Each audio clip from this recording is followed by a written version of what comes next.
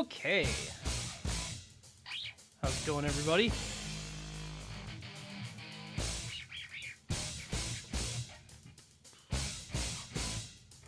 It's another fine Saturday. Spend playing some beat 'em ups. And boy, this one's these games are really special to me. And not because they're like great games that shaped me or something. Let me turn this down a little bit. I just feel like there's something about these games that made me appreciate like what goes into really making a game more.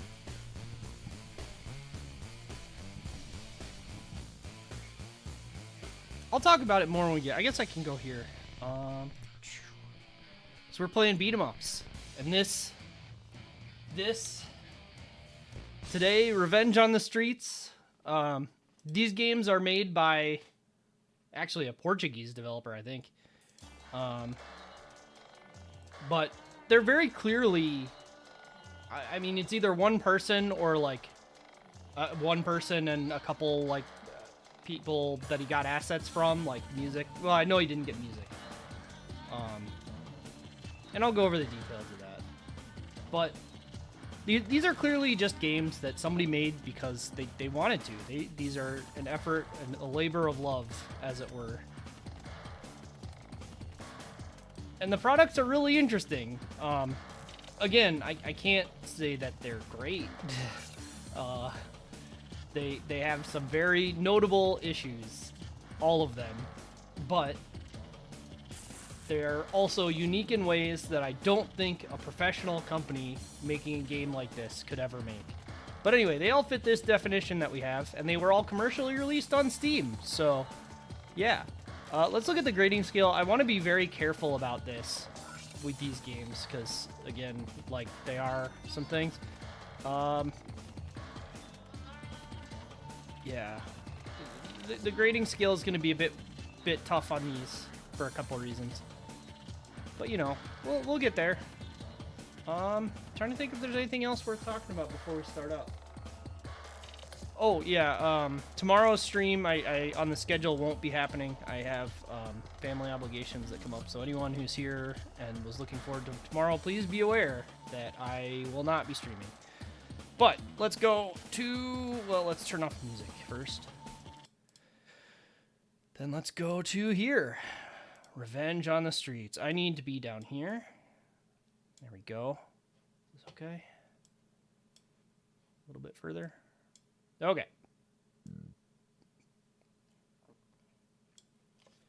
So yeah, right out the bat, our language selection, which fortunately we've got English. Oh, lost my connection to chat. 1 second.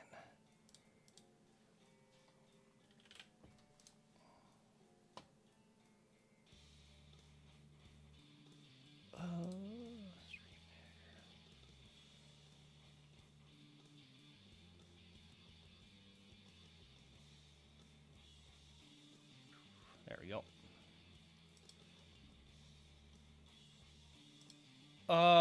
Yeah. Looks like this is pretty quiet. Can you guys hear the game audio? It doesn't even look like it's registering correctly.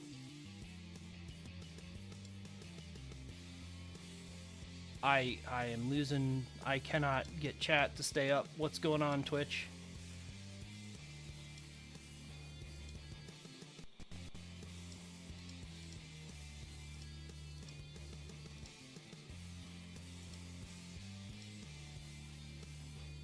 Still pretty quiet.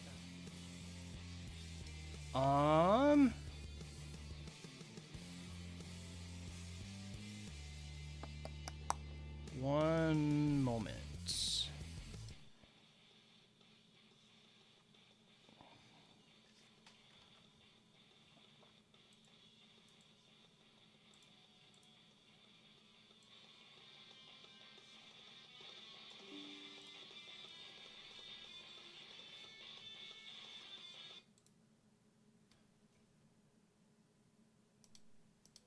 We'll see how this is. If it starts playing sound again.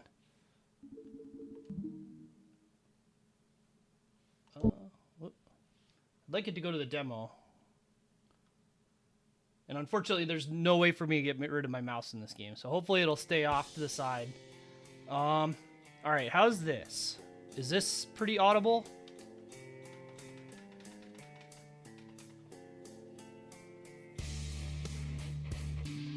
Looks like this should be okay. Although it doesn't...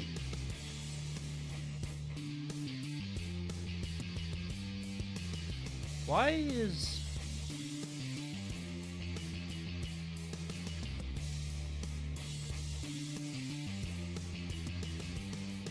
Okay.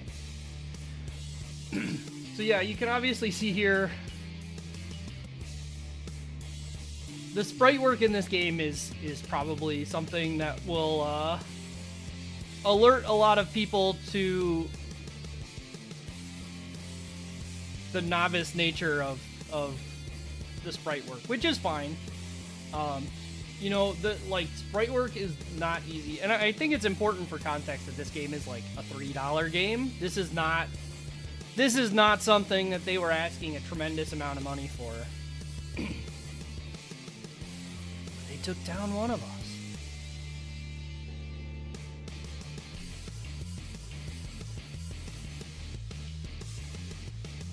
Yeah, and some awkward English as a result of the non-native speaker translating it. And there it is, the title drop. So yeah, here we are. Yeah, there's some normal types of things for the options menu, but yeah, here we can see our characters. This game has a lot of unlocked characters, and they get very fucked up. I don't apparently have them unlocked anymore somehow. I'm not sure why. But these are our protagonists. For this game, we're playing Saul. Each of the games kind of has their own character that ends up working out for what I've found. But yeah, you can see pretty, giant areas, just pretty general movement, but there's running, which is nice. One odd thing is that if you're running and you, jump and turn around, you keep the running momentum. There's throws, which is always nice.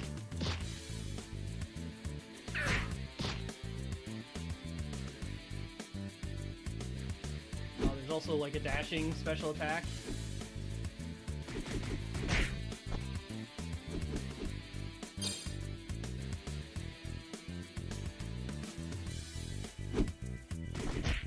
Yeah, getting hit in this game is a bit odd. Sometimes it feels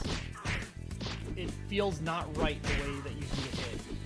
Because there's times when you can be on the ground or falling and you just get hit again. And then notably there's a super meter.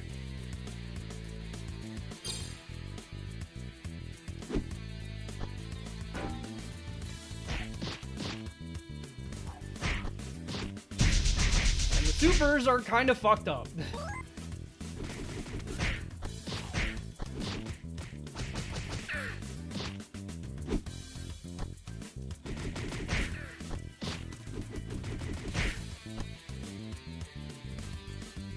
Yeah, pretty clear Power Geyser reference. Where am I? There we go. But yeah, that super is just nonsense with how it will juggle across the screen. It's great. But yeah, and there's jumping down attacks, which are very weird. Weird looking, that is, not weird in effect. But anyway, the main thing you can do in this game is just this crap, where you just dash attack, jump down attack, back and forth. And enemies have no real recourse to this, for most of them.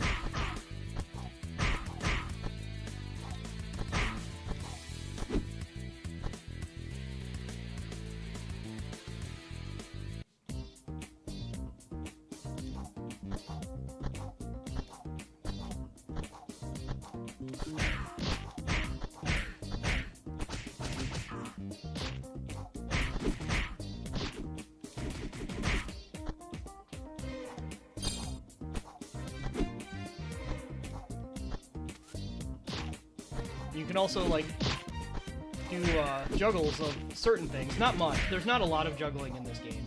But you can do, like, the dash, jump kick into uppercut is the main thing. This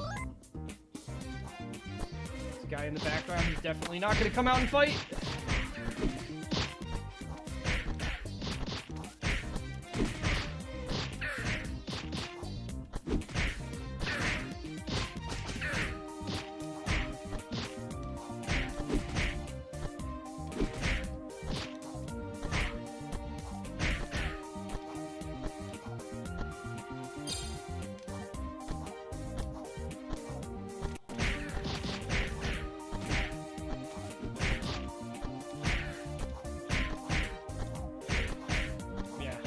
You can do this very silly loop on a lot of enemies.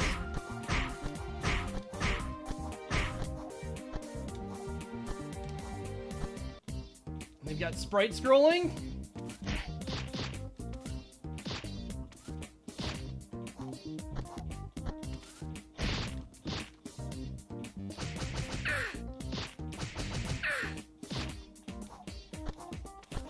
Yeah, the food items are pretty clearly like Game Maker default ones that are really just like Streets of Rage stuff, which is a little iffy. Gotcha. Tragic. Oh, they have get off this.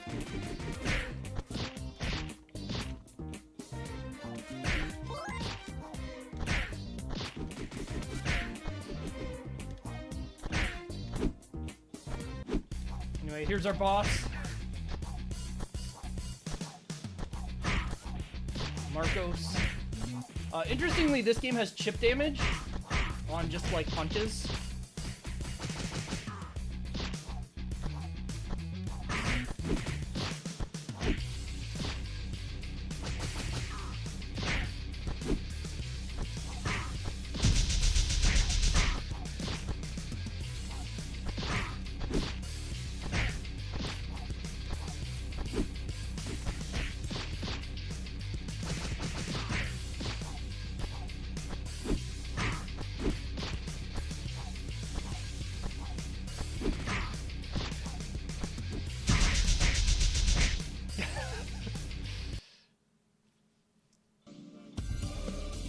Max cap.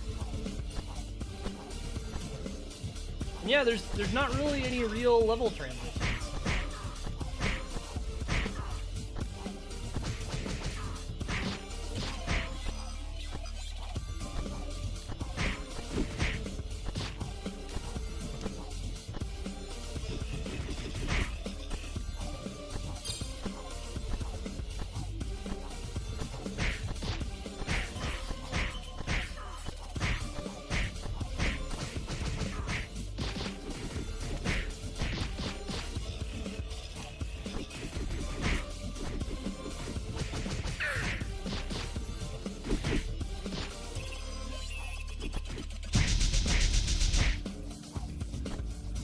The super is a little bit awkward because you have to like do a punch and then hit jump immediately after. It won't accept like a same time input like most games would.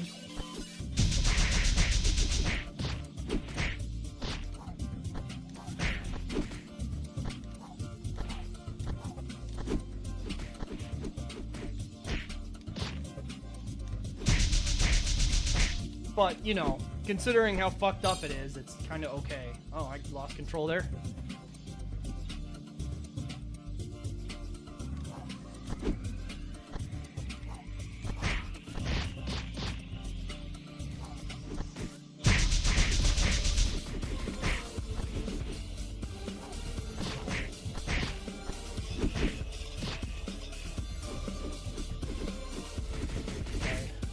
This guy's swaying. So yeah, there's like interesting enemy mechanics with them swaying and blocking. I can't say they all work out great, but like the effort was there.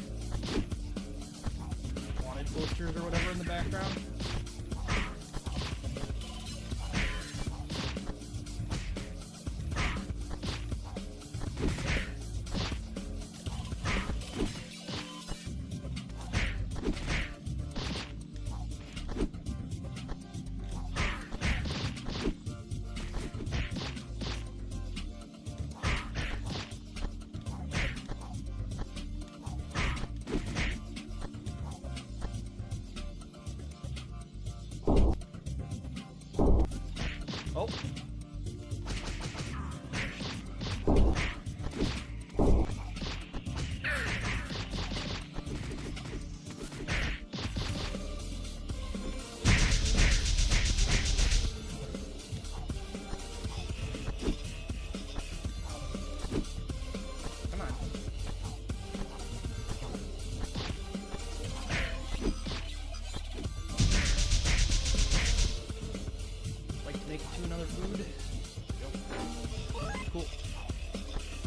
Food's pretty consistent in this game. They tend to do it like every other screen or whatever.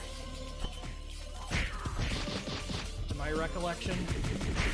You get a lot of supers, so I don't feel bad just using them.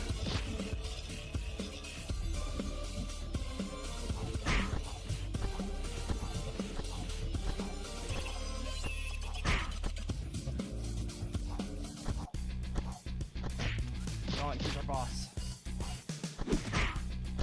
Freddy.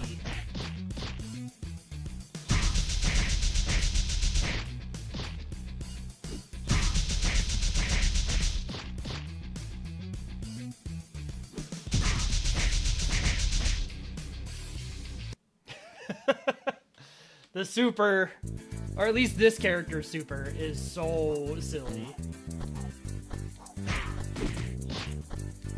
I don't remember how the other characters' supers, at least the normal characters' supers work. But I remember this guy's super being just like way, way better.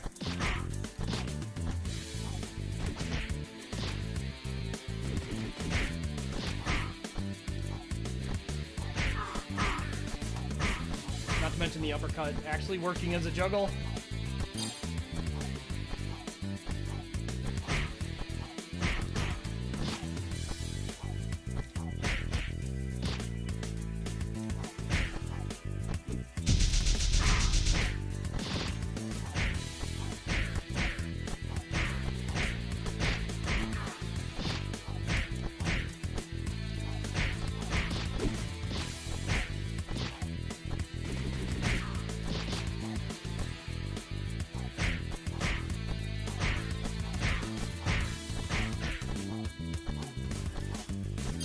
Yeah, just very silly strategies.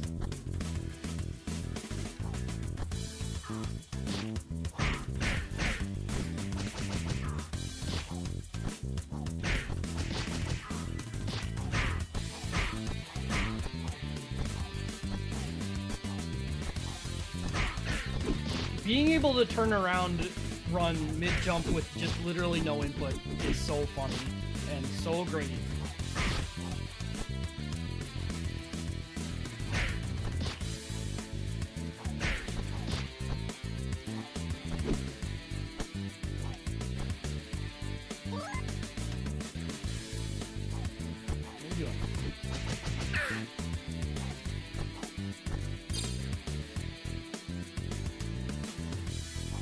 Yeah, some interesting backgrounds. This one feels like something happened to it in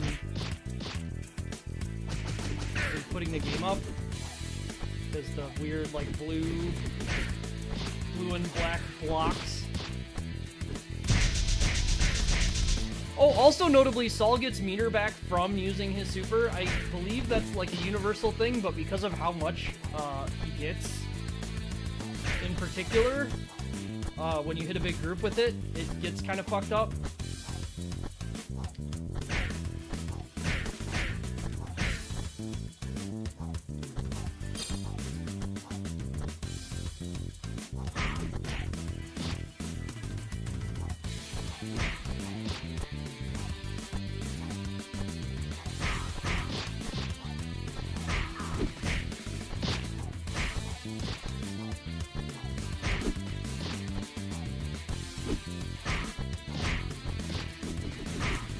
Well, it's not meter positive unless you hit like 6 guys with it or something like that.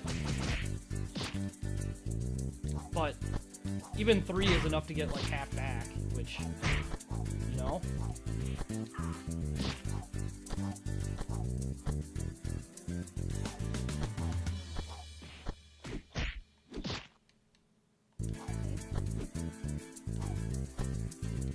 Would you come over here?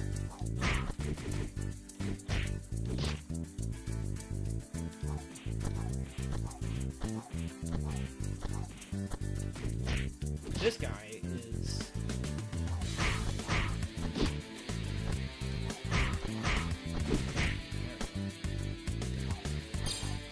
I can only have 5 stock too for supers,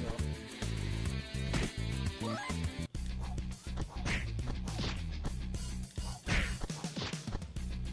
And fucking James Rolfe here.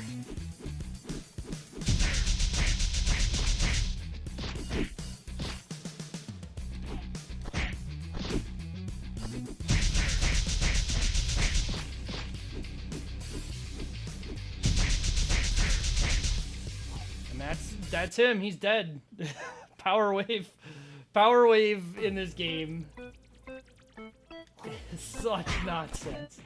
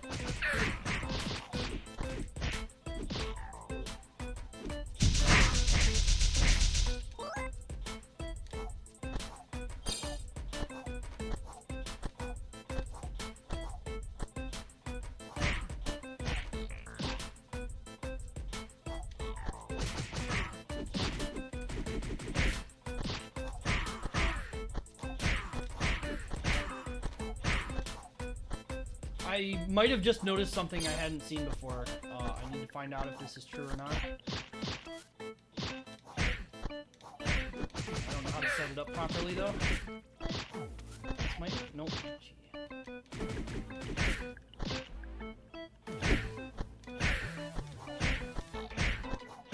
Actually, I can just do like...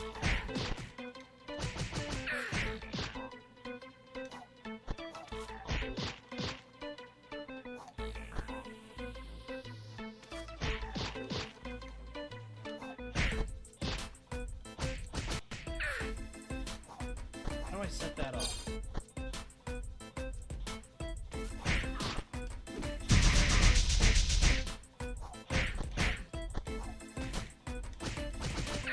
Not like that.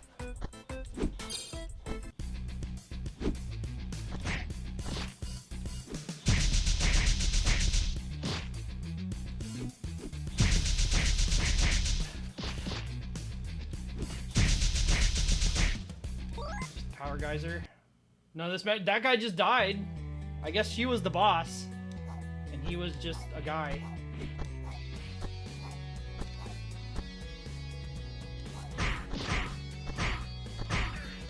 Okay, it must not have done what I thought it did then. I thought it hit once on the way up and once on the way down on that guy, that one guy, but I must have seen it hit like somebody else.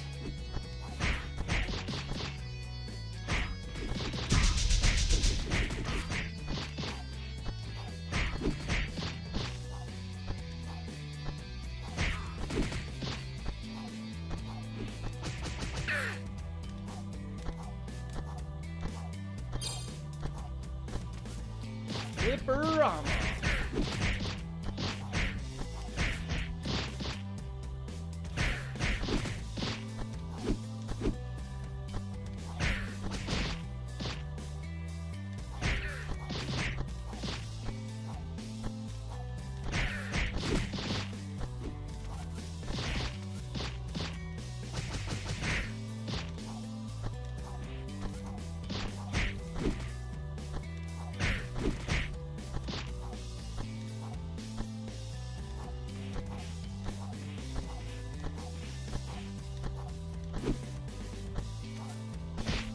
Whew. These enemies are very annoying.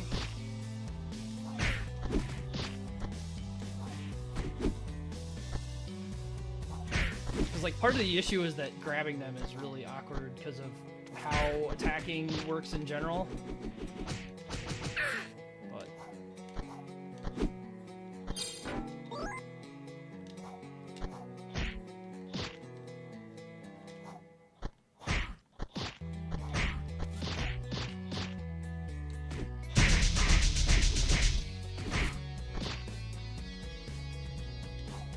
I am 100% sure I didn't kill that guy, but I guess we can move on. Okay, he's just coming with. Alright, fair enough.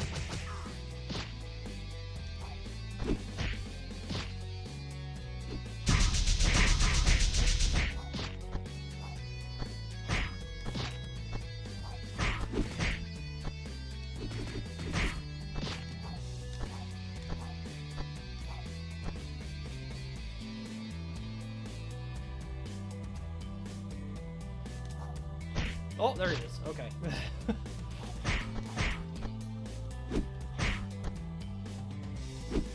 No. Yeah, I was gonna say, this is almost certainly gonna be the screen advancing. Construct 2.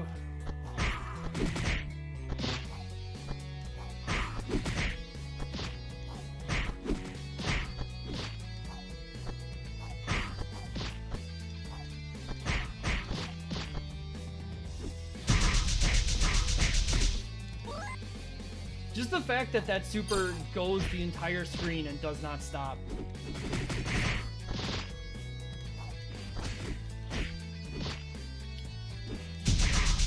Is so incredible.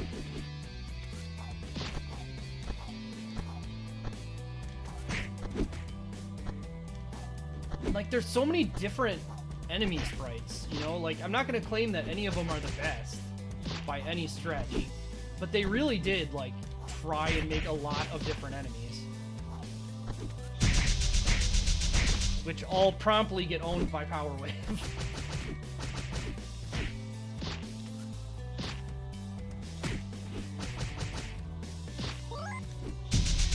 Didn't actually need to do that, but it's fine.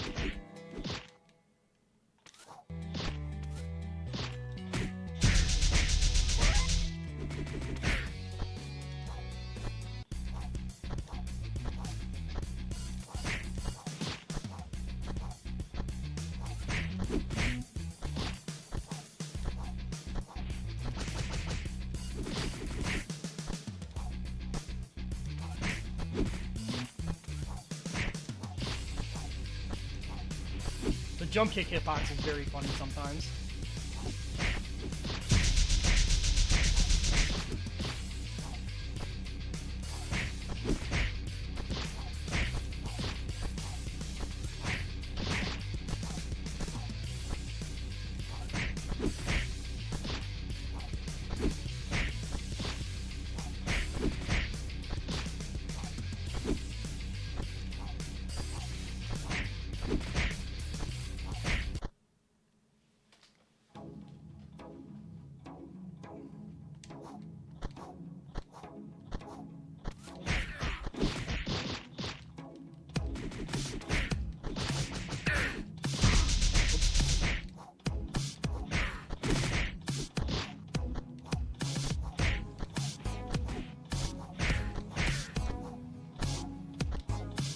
Yeah, like, one thing I really like about this game is it really does feel like there's a lot of things you can be doing that are powerful, even though the things that are, like, actually good are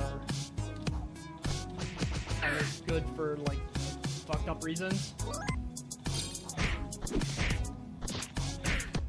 Jack and Keen, yeah, that's the one of their other games, I think. Which, you know, self-referential stuff is a little whatever, but that's also fine in the context of they put a little poster in the background.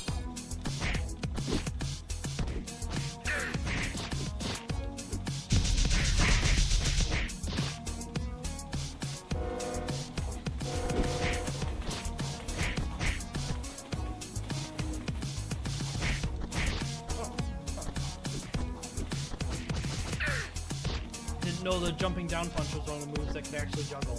Because, like, the way they control juggles in this game is a little... I mean, it's fine. It's just certain moves can juggle and certain can't.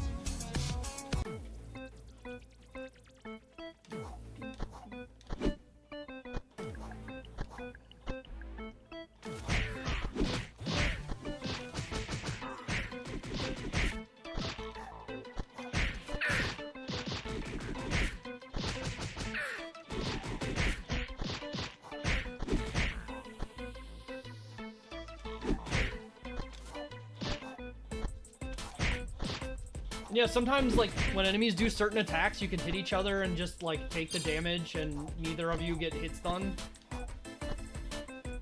But damage is exchanged.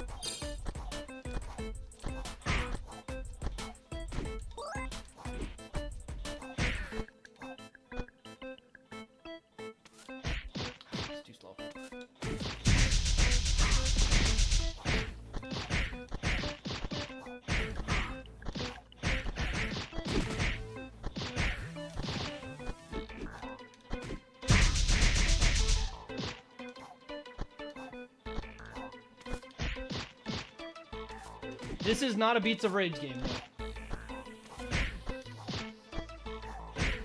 This was a commercially released product on Steam. Now, given what you can release on Steam as a commercially released product is a little different meaning than what it might traditionally have as a meaning, but that doesn't change that you can go on Steam right now and pay money for this game.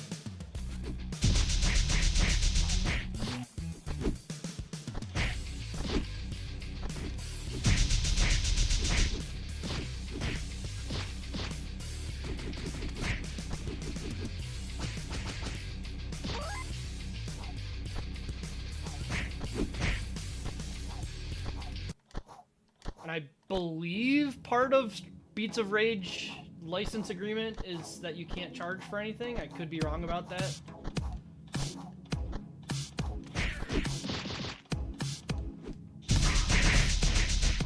I mean, if they're all gonna group together like that.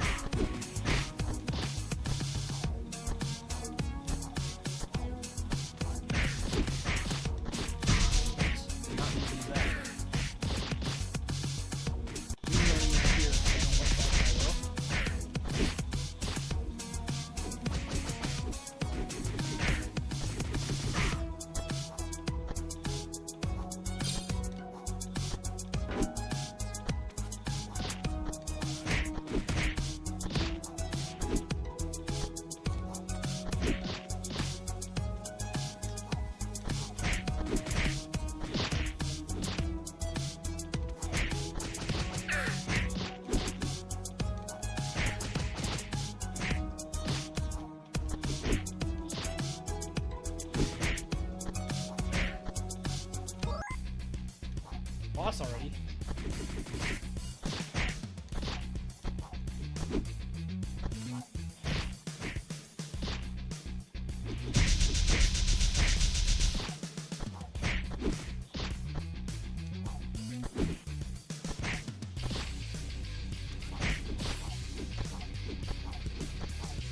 Can you not be hit by this?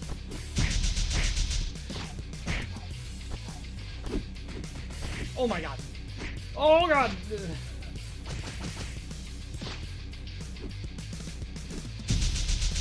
So yeah, as you can see, the boss's juggle rules for you are a little bit different.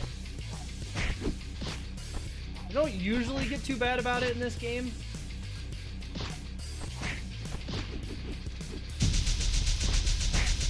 Not really meaning to use those. It's just really easy when I'm trying to instant jump kick to accidentally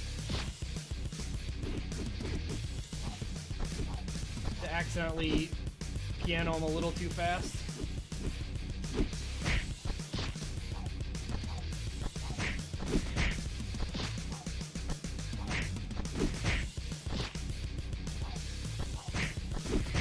There we go.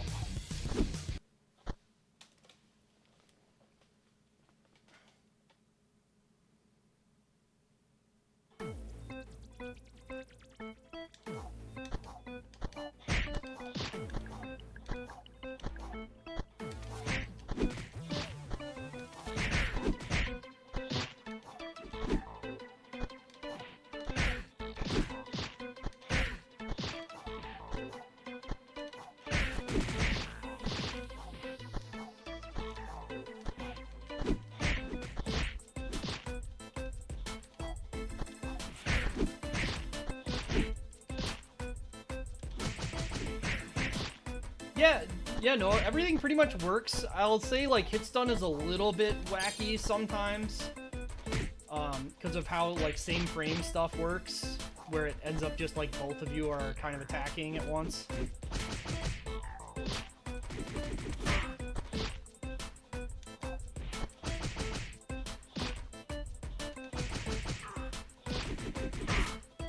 But yeah, like, the unhinged way I'm playing, you don't have to play that way. You can, like, walk up and punch enemies. It works. But then weird stuff like that happens sometimes. Like, playing like this is more about it being safe than anything.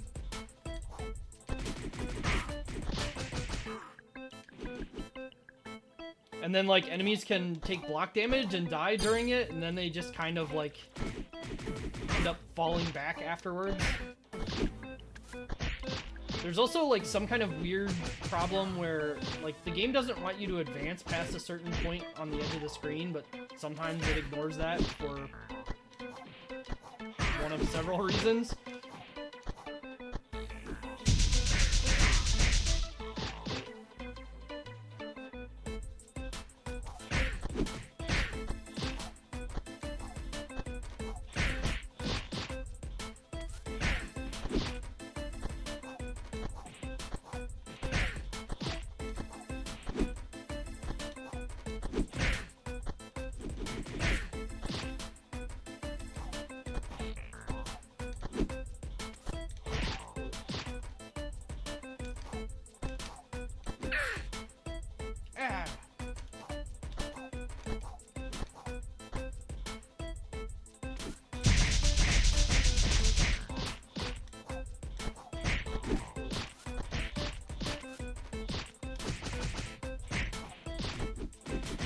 Yeah, like, there's a good example of how, like, punching can feel a little fucked up sometimes.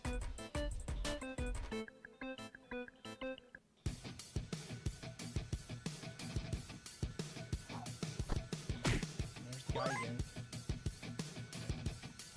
They really liked him. Here's Peterson again. Can I do the super?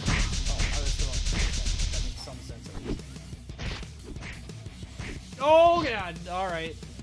Yeah, there's an example of the bosses can just juggle you sometimes.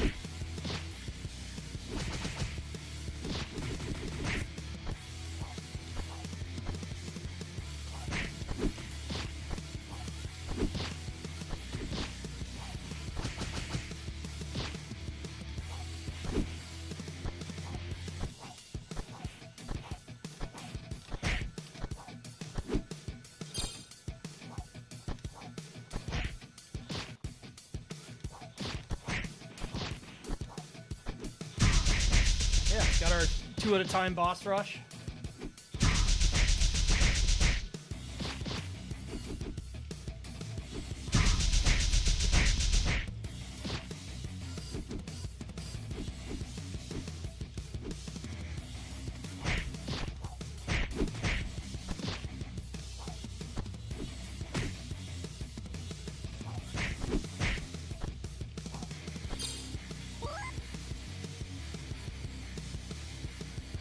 And this chick, that statue in the background, that's not terrifying at all.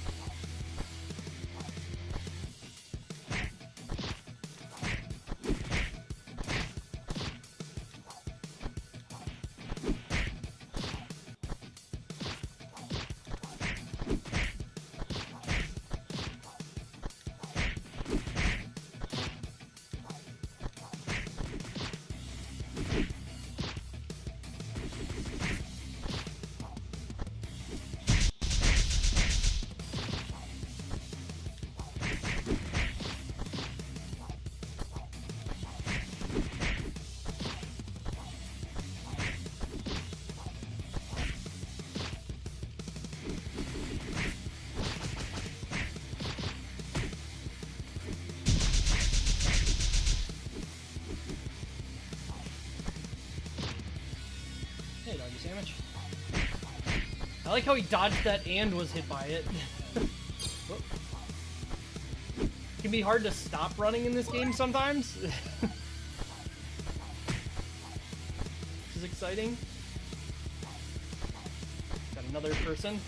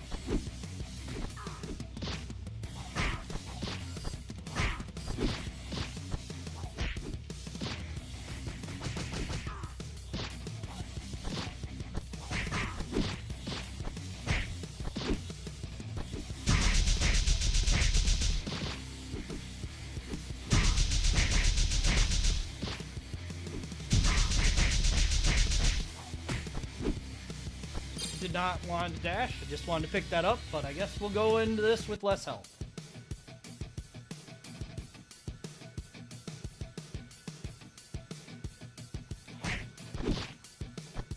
Yeah, the classic boss room Mr. X style chair.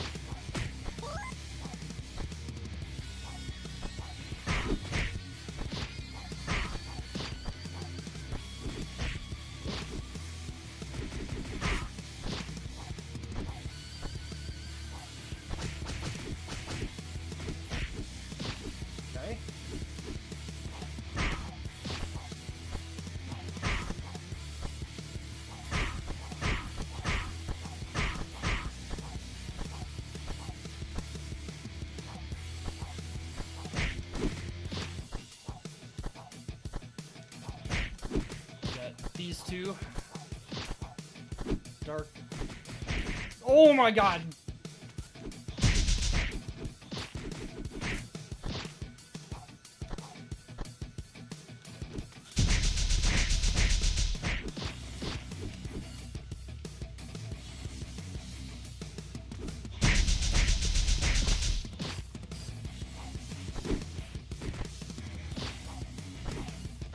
Yeah, like these are kind of showing a good example of like why I was talking about the hits being a little scuffed, and like sometimes you just like both are hit and hit them.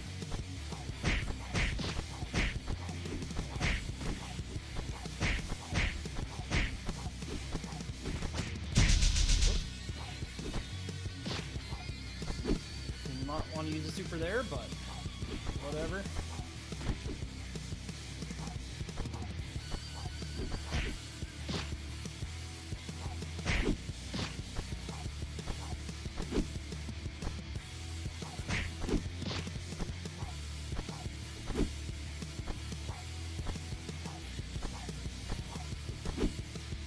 She dodged that and took damage from it, which is, again, very funny. There we go.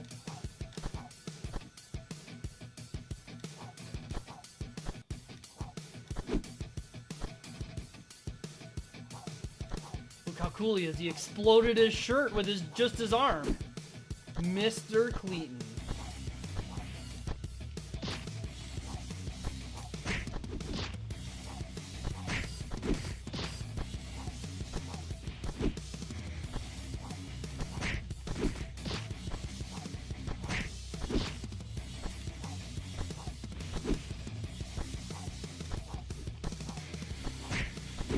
He did have a black health bar, it's true. Good old color changing health bars.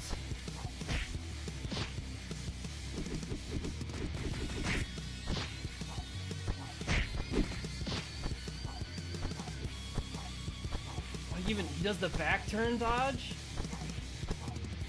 The coolest way to dodge, you just turn your back to the attack and it doesn't work.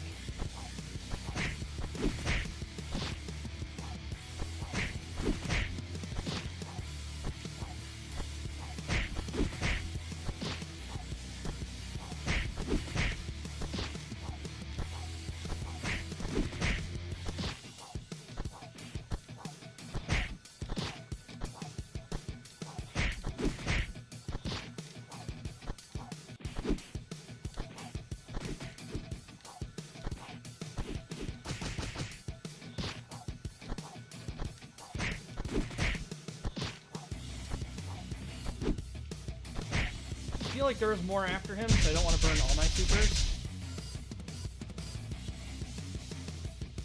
But I might be thinking of... yeah, okay. Yeah! Yeah, there he goes.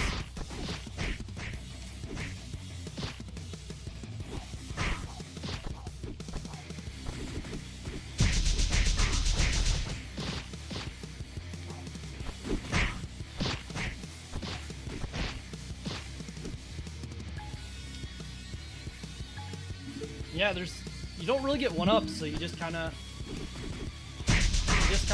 game over sometimes. Like, the overall game isn't difficult because of the amount of stuff they give you, but like completing this deathless seems like it would be nightmarish.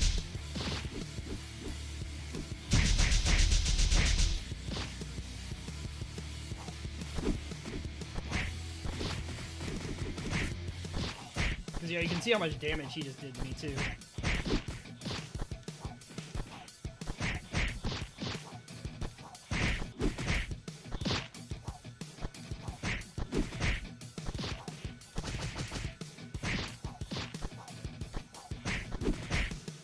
And it is nice that, like, I mean, he has more ads, but clearing out the ads didn't feel purposeless because it did, like, reduce to just the one.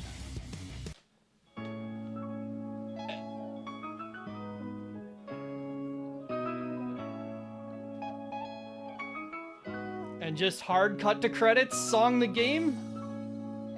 Which, yeah, a lot of open free music.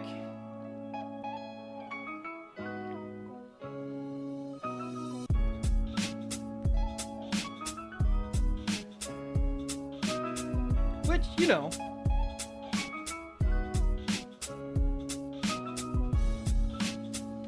they did good picking out what songs to use. They had a pretty good selection. Special thanks, Gold Skull!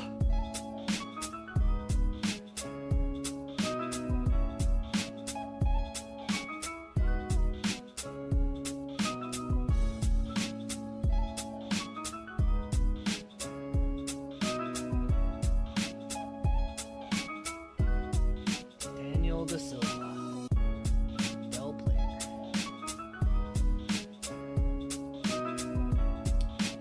Oh, and we unlocked the character. All right, I don't want to play through the entire game again, obviously, but I feel it's important to show these at least briefly because the unlockable characters are so fucked up. Or at least some of them. Save completed. I don't have control anymore. This is one thing I remember about this game. Oh, no, there we go. Okay. So, like, notably, there's not an exit game option here, and there never will be. And we unlocked a bunch of people. We unlocked Christina, Solaris, Elias. But I think she would. Yeah, she's got max stat. She's the really fucked up one. Like, all of them are kind of fucked to some extent. Like, yeah, I mean, she's, you know, whatever. Whatever, she just does a billion damage, sure. This move just is infinite, I think. I mean, not an infinite because they'll get off the screen, but they'll surely die before it happens.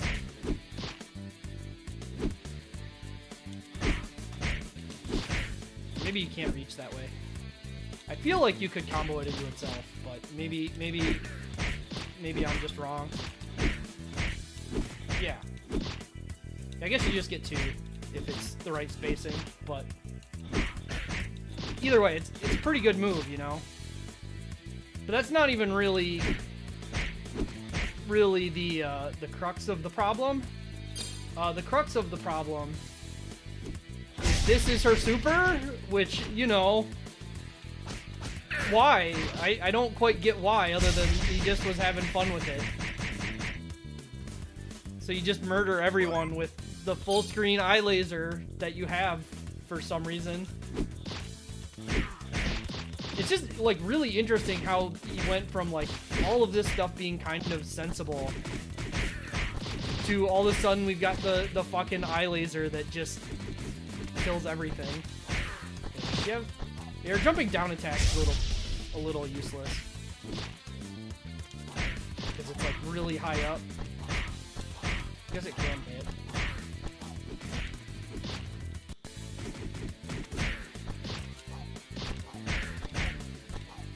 Yeah, maybe it works.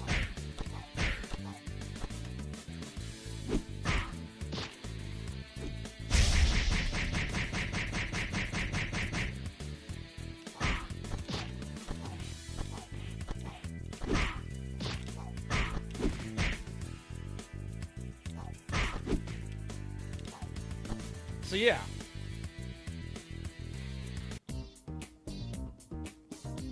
Like, on one hand, I can't fault them for just, like, putting in stuff. Oh, does that... Hold on. Does that also hit multiple times if you do that juggle? Is that what I'm seeing there?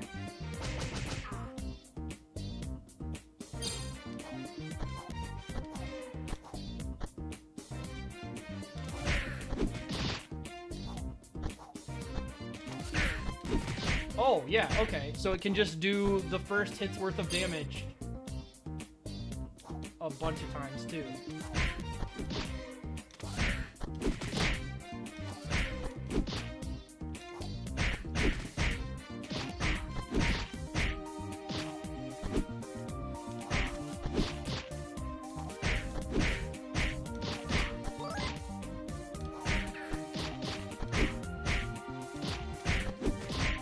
Weird to set up. You gotta hit with, like, the end of the jump kick.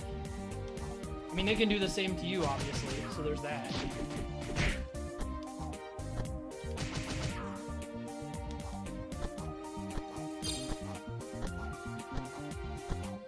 But I mean, like, they were also pretty transparent. Like, they put all the stars on her as the character's strength, so, like, they knew what they were doing. It's not like this is an accidental, we made the character broken situation. It's a, we wanted to make a broken character situation.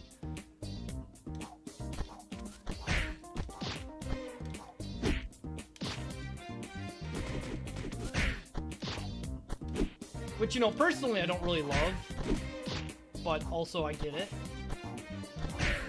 And some people like that kind of thing, so... Not everything has to be for me.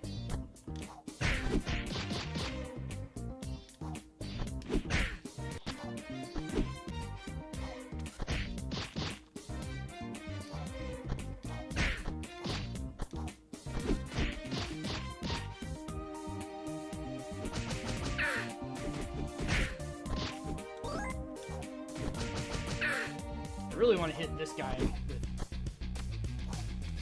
this like multiple knee thing. See how much damage it does to him. Yeah, look at that. It's a shitload of damage for what that is.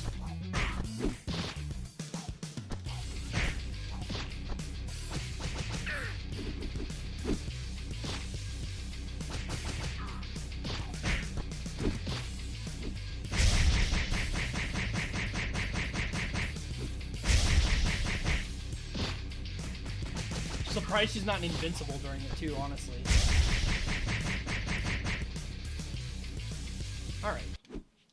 Alright. So the other thing about this game, well, a couple other things about this game is, first of all, you can't exit. The pause is just a pause, nothing does anything. Second of all, the game accepts inputs during pause. As you can see, I've started the super, and there it is. Not that that's a big deal, it's just one of those, like...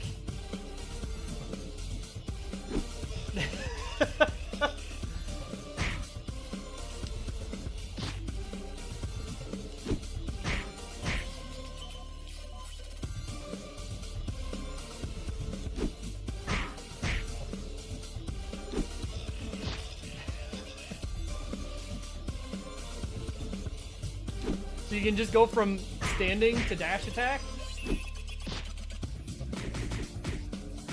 There might be some highly illegal combos you can do during... That was two guys! Since when was that two guys?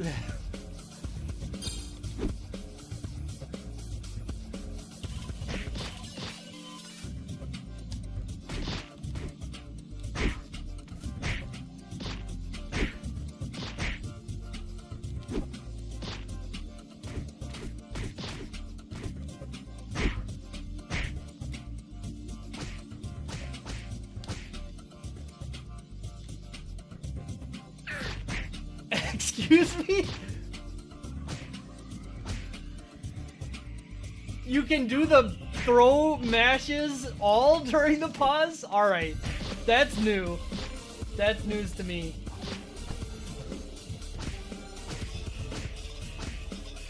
Unfortunately, there's a limit to how many bashes you can get. Otherwise, you would just literally be able to grab the final boss and then...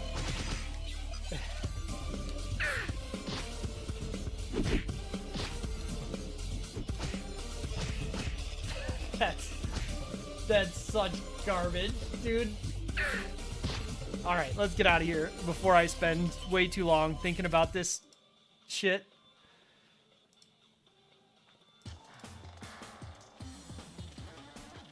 I have to Alt-Tab hard close the game because it doesn't have a way to exit it. Oh my god, what a game. Alright, review. Revenge on the Streets. A mostly solo effort indie game. Which uses some...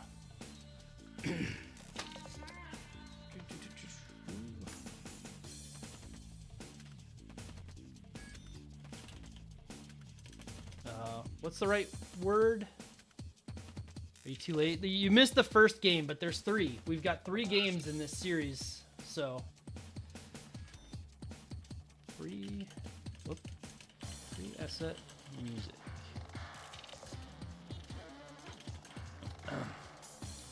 While many aspects of this game are clearly very novice in their final presentation.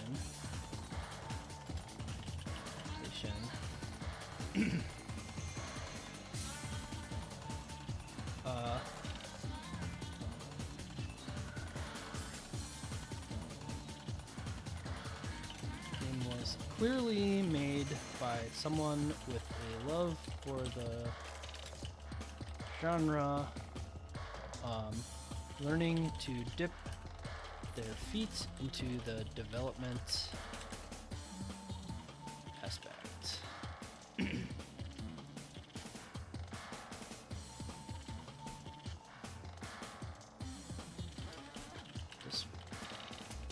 Sprites are very simple, early internet MS Paint styled,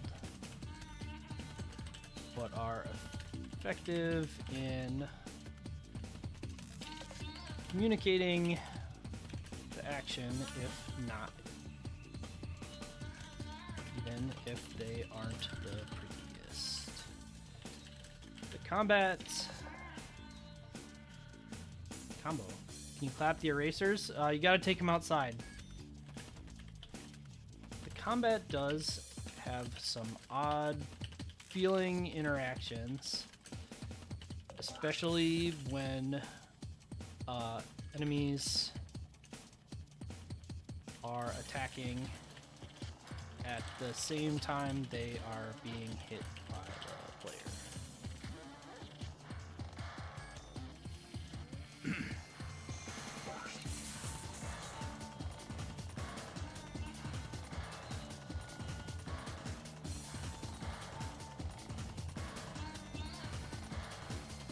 The game allows for some limited juggling, which gives a nice feeling of having some interesting mechanics. The supers are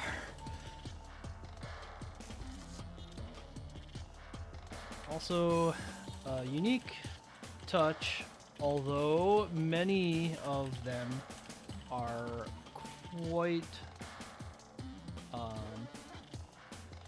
quite overwhelmingly powerful. Dev also clearly had some fun making some purposefully overpowered characters to mess with after completing the main game. Recommend this game to someone with a love for shmups who wants to explore projects, passion projects from new developers. You may not enjoy this game if the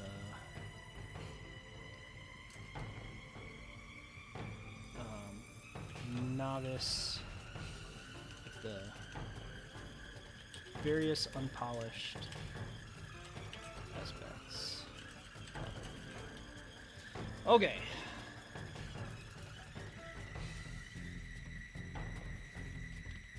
So, I think most people wouldn't probably not enjoy this game unless they came into it with a certain mindset. But honestly, like, yeah, the hit stun is a little fucky sometimes. And there's some nonsense that happens. But honestly, like, the overall combat and flow of this game is quite good. Like, the ideas that are going on work fairly well. The main thing is just, like, it looks... I mean, there's no way around it. This game looks like it was made in MS Paint. You know, it was by a person who clearly didn't have a tremendous amount of experience making sprite work. But I'd also point out, this is a $3 game. This game was released for $3. It is not... This is not, like, some tremendous project by a company that released this. You know, if Capcom released this... this would not be something I'd be willing to look past, but you know, when you're talking about a person's passion project and they're clearly learning, like, You can even see some difference in the sprite quality between various enemies in the game, where just throughout the game you see various enemies that just look different quality, which, you know, again, in a commercially released product by a major company would not be acceptable. But for a game like this, I think it's fine. I honestly, I give this game a C. I think this is... I like this game personally more than a C, but I also think, like, some of the kind of weird aspects of, like, how hit stun works and the kind of, like, weird approach that you have to do, or not necessarily have to do, everything kind of works, but, like, getting a throw can be very awkward, stuff like that. So I can't see giving it anything better, but I also don't think, you know, like let's pull this up for a second. You know, I don't feel like there's any mechanics in this game that don't work. And that's my biggest thing for going below a C, is, like, when you just have stuff that doesn't work. You know, hit stun feels a little scuffed, but it doesn't feel like it doesn't work. It just feels like sometimes weird stuff happens. But even when weird stuff happens, it's not like, oh my god, I died because the enemy, I don't know, hit me once and it for some reason did 1,000 hits. Stuff like that doesn't really happen.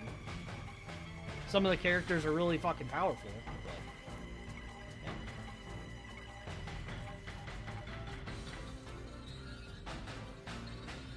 I also note, like, this game, if you look through its dev history, they just, like, updated it to add characters over time. They just kept adding characters for a couple years. So, like, they you know, they did it. They made a game. I'm proud of them. But not only did they make a game, but they made a sequel to the game. Let's get this music out of here.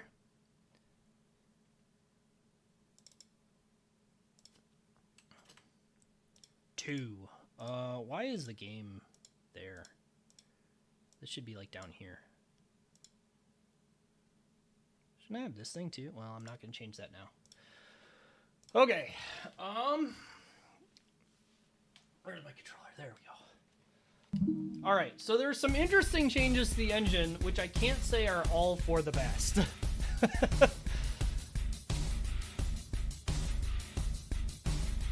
A new crime boss appears. So one thing I do like is that they just left the main villain from the first game dead. They have a new villain, given he's associated with the previous villain.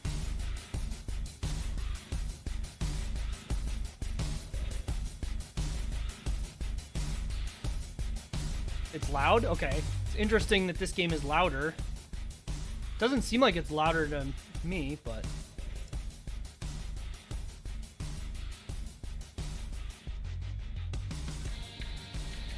You can definitely see, like, even in these intro sprites, the artist was...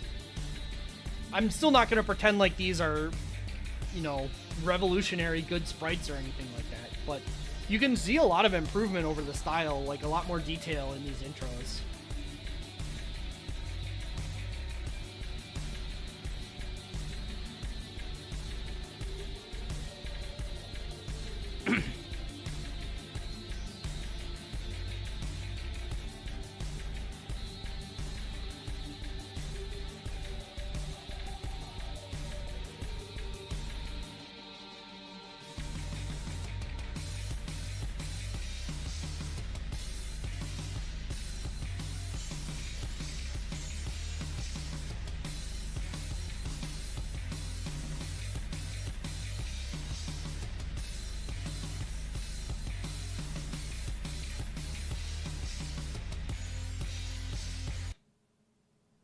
Kind of cuts.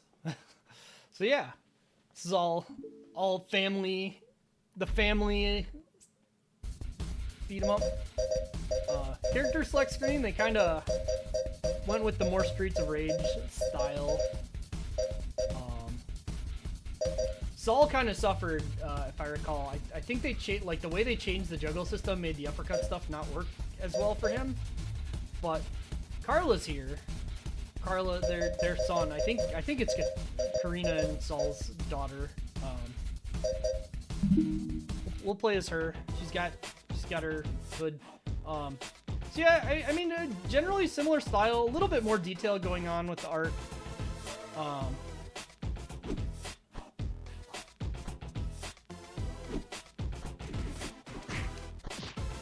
But I mean, the same general feel and style.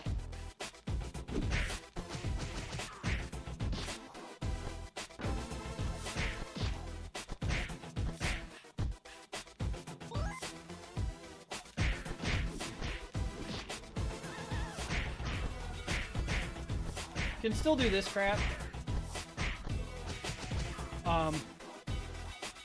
The biggest change, though, is in terms of like how combat works out, is that jump kicks are...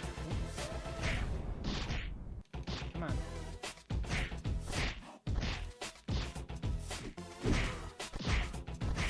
on. Jump kicks are now a valid juggling move. Which means that you are now much more powerful at that.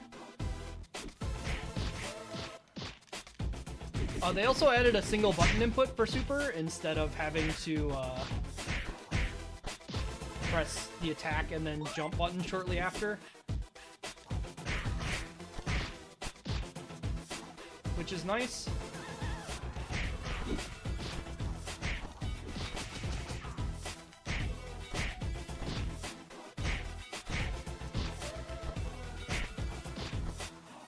But, yeah. Jump attacks in this game are pretty fucked up.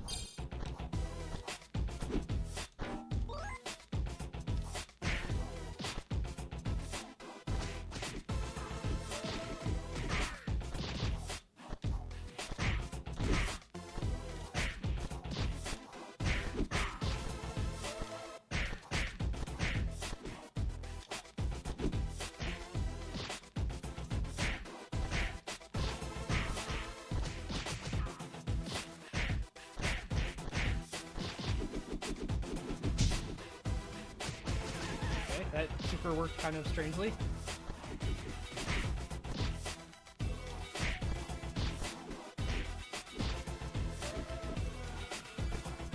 I will say, like, I feel like this game was a lot more, like, trying things on some of the sprite work, because while the overall sprite work quality kind of feels like it went up, I feel like the disparity between the good, you know, the better drawn sprites and the worse drawn sprites in this game is higher than it was in the first game.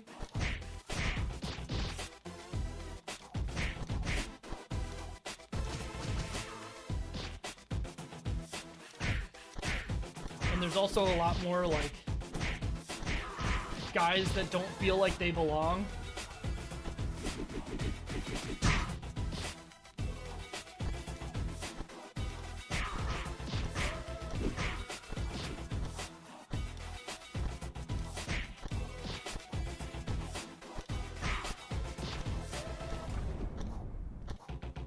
I hit. But yeah, like, this game's juggling is pretty wild sometimes. Oh! No, it's not a problem because I have like 8,000 keys.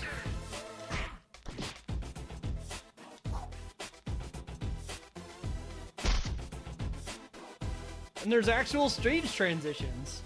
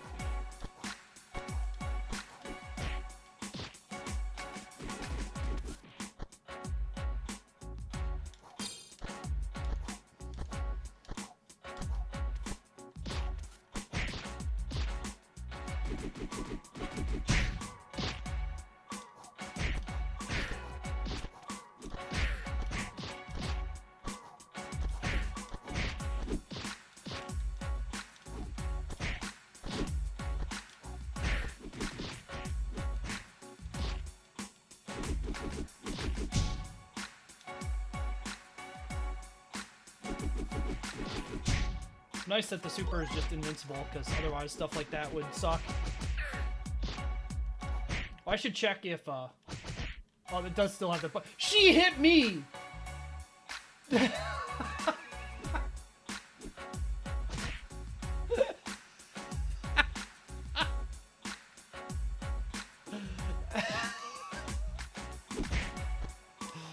The fucking JoJo's time stop, and then the reverse.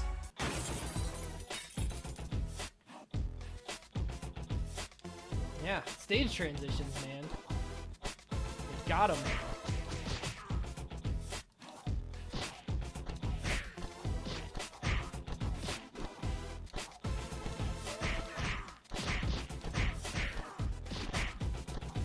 Yeah, the juggles with repeated jump kicks are very funny.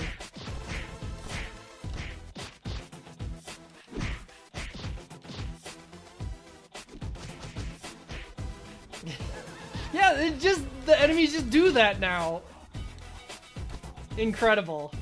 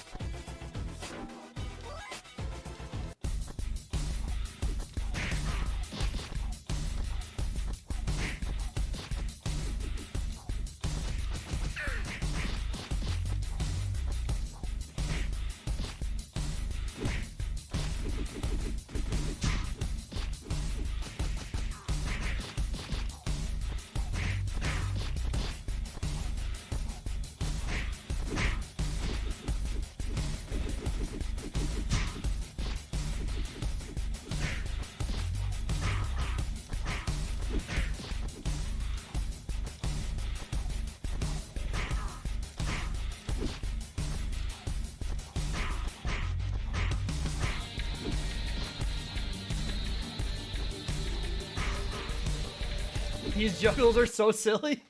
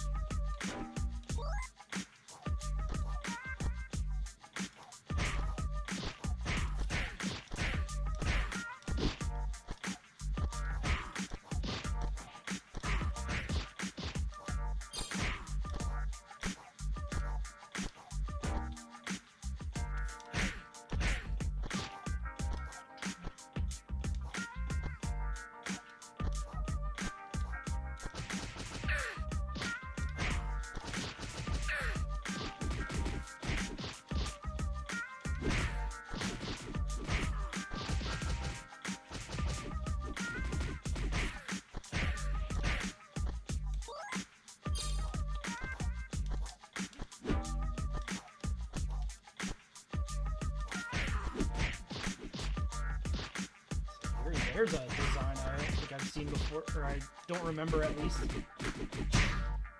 Gotta remember to just use the supers. It's not like they're that valuable to like conserve. If you want to die to chip damage, you can block all day.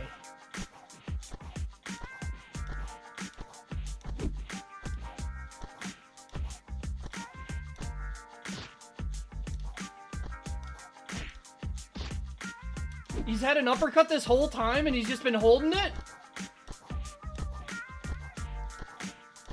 Champion.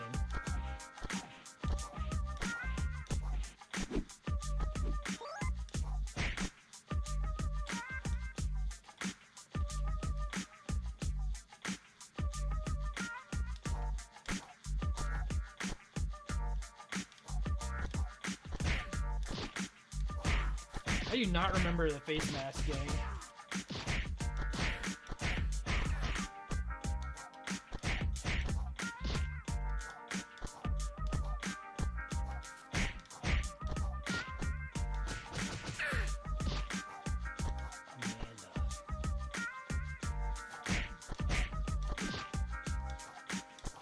Yeah, like, as much as I like the idea of making the juggles a little more open for what they were going for, making the jump kick freely combo into itself also, I don't feel encourages dynamic gameplay.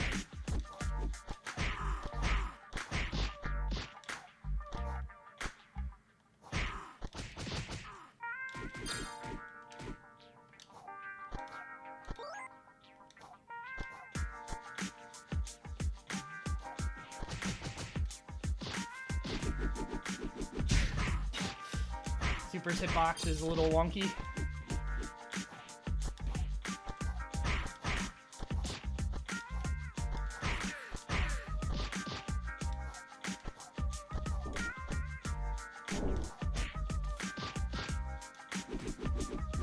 He DP'd the super on hit, dude.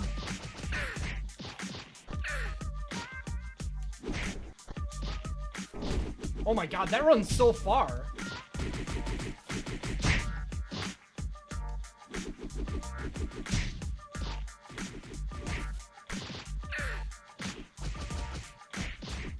I knew super was good, but I didn't remember it went that far.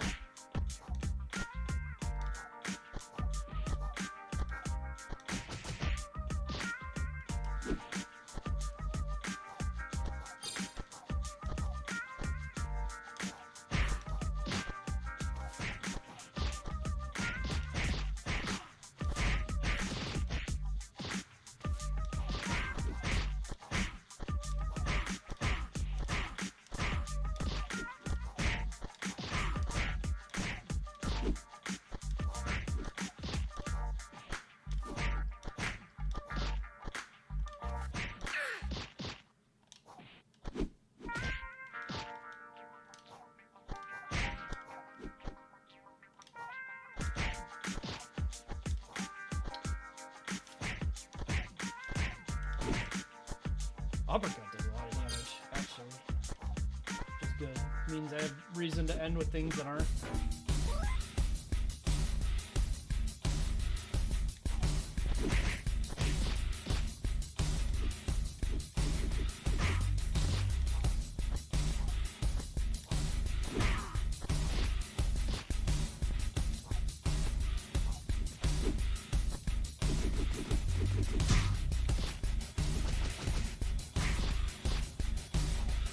Yeah, I mean, it's all, like, open source or non-copyrighted music. That's the phrase I'm going for.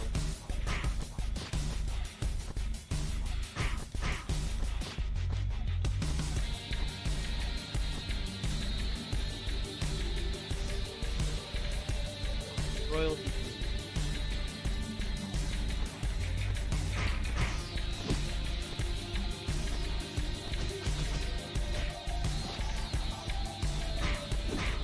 Yeah, they did a good job of picking out what they wanted.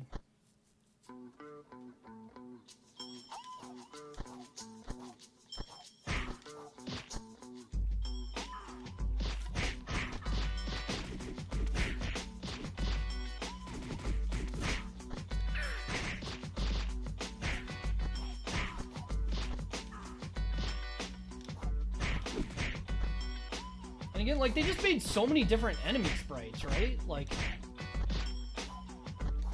yeah, there's a lot of repeats over time, but it feels like there's just constantly different enemies.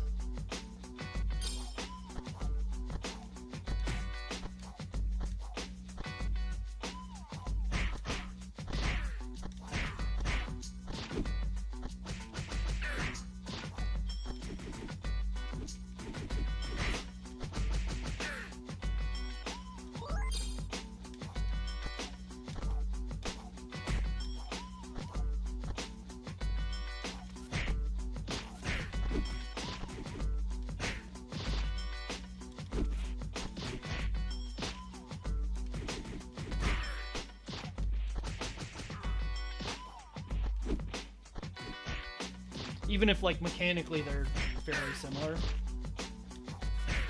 Still makes a big difference. Literally wrote about that yesterday.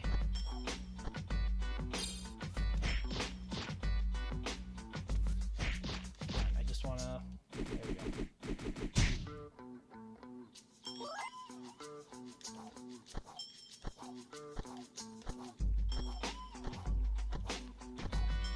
Big area.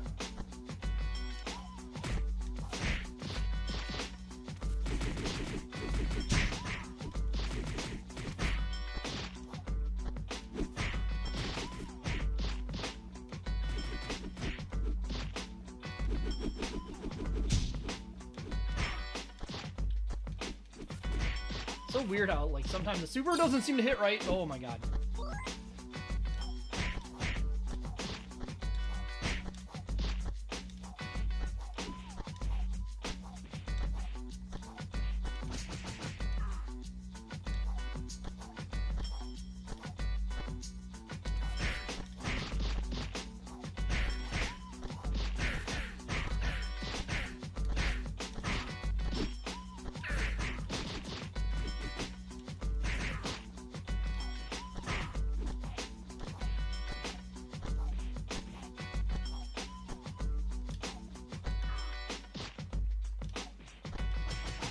I don't know that that first throw damaged him.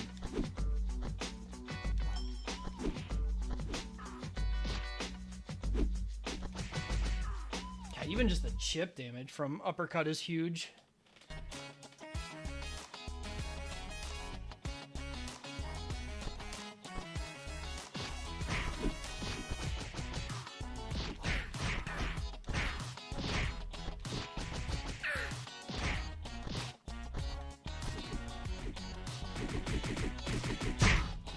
Hit 3 enemies with super and get 50% of it back.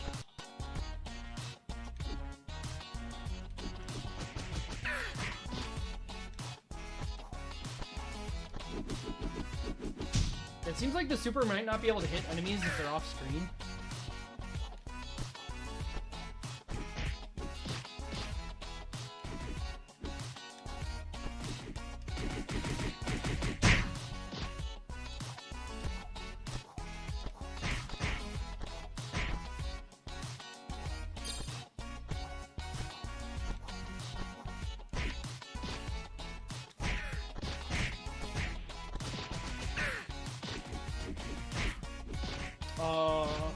Why'd that happen?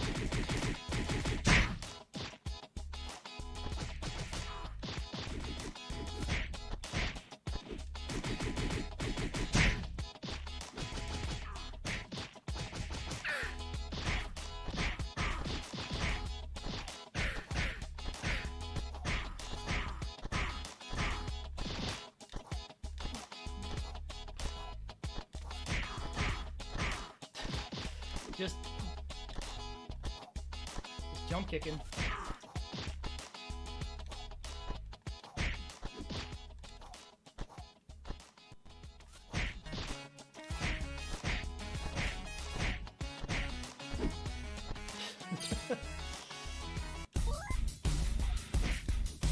Oh, hello.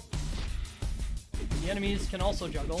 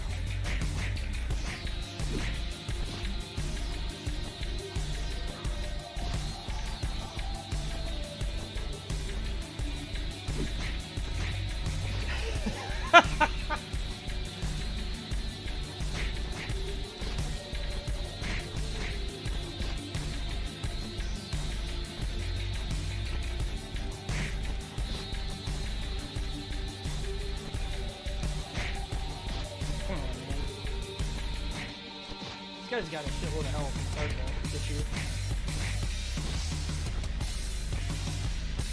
Whatever. Get him out of here. Get him out of here.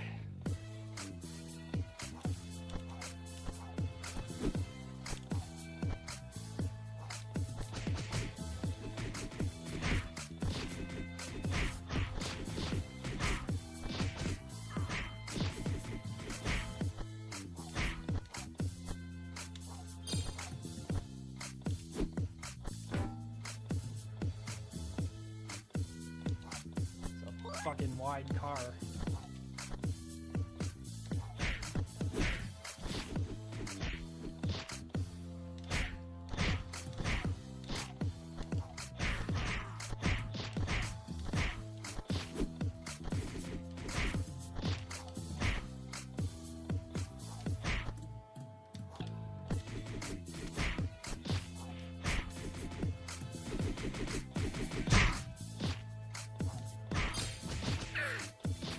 Saiyan armor.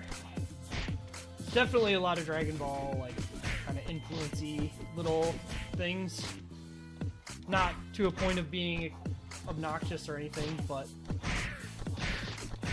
enough to make it clear that the creator liked it.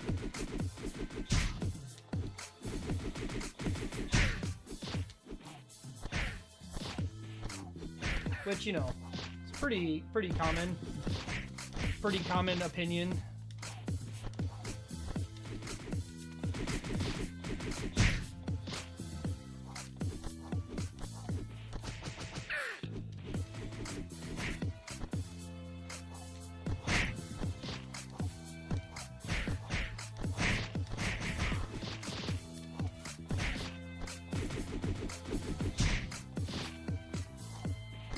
One thing I will say about, like, the first game as opposed to the second is the first game was much better about, like,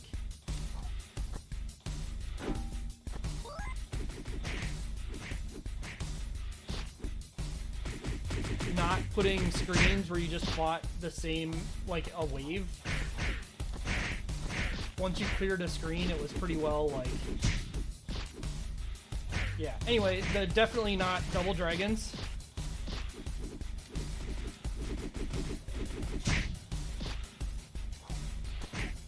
Billy Kiddo and Jimmy Kiddo. Kiddo brothers.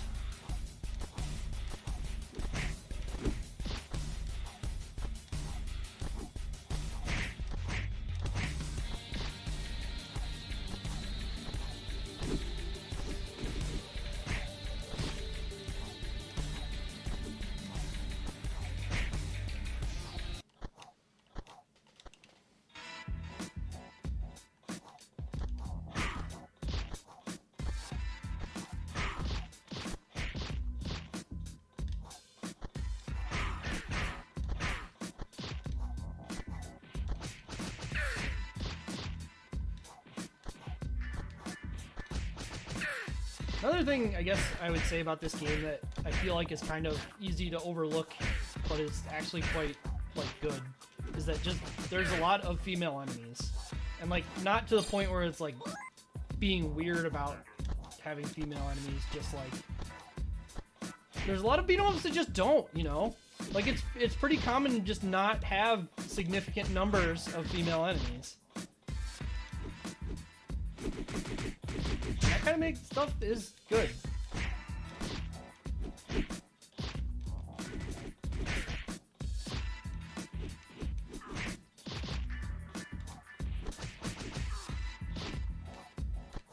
This enemy.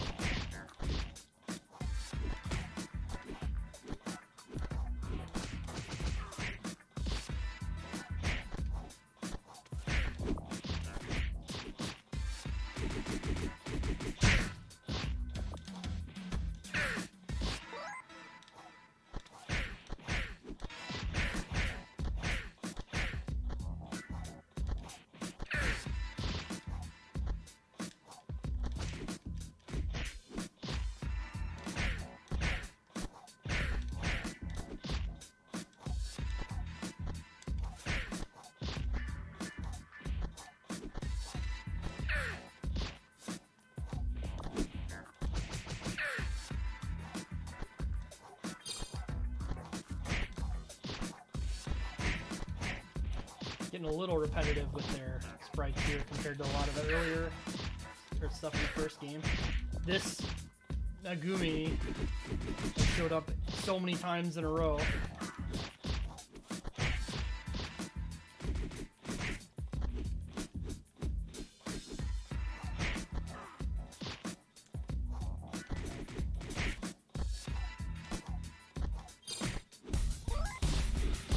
The Luigi! Mario and Luigi! I almost said the Luigi brothers. Good, good, good. You got me. Good.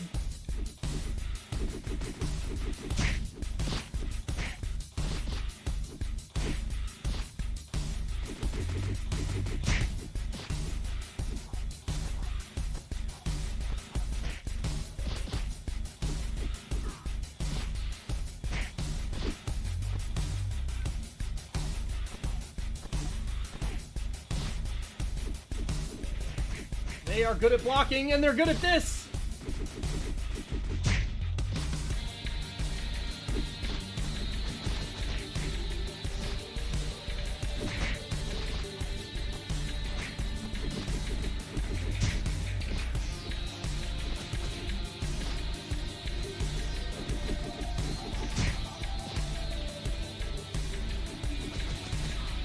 Whew!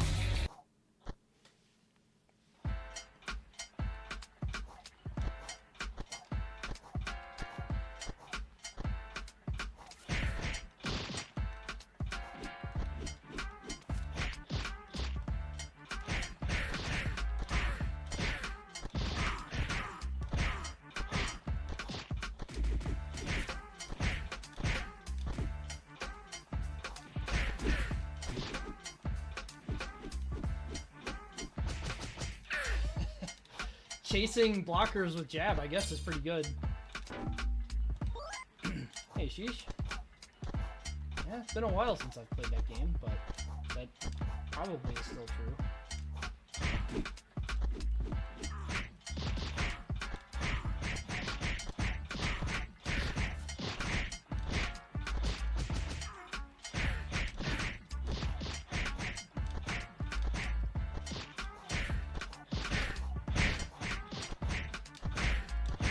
These juggles are so much fun to do for me. They're such a silly way of juggling, but...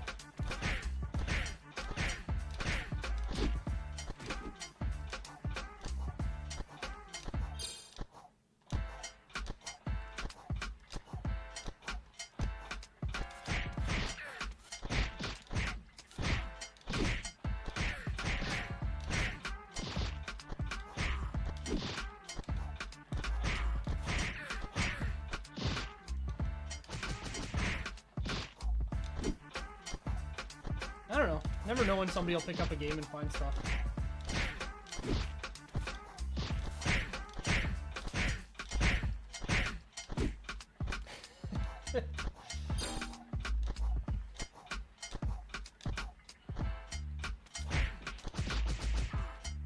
That said, I feel like that game's at a point where there's not a reason a lot of new people are going to start playing it.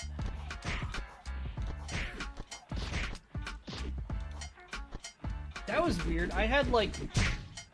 I hit the super button and I had the glow for it. I do not care about speedrun.com. Not a website I will participate in.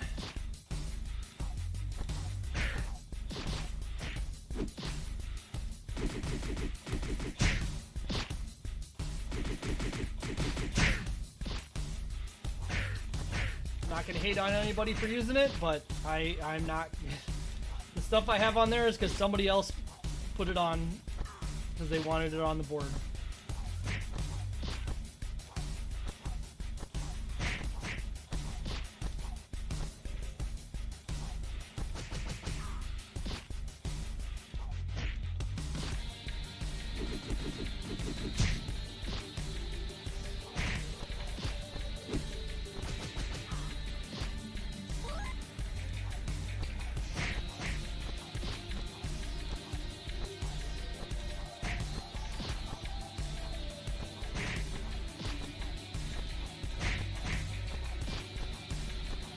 harder to juggle for some reason. Just doesn't seem to get into position.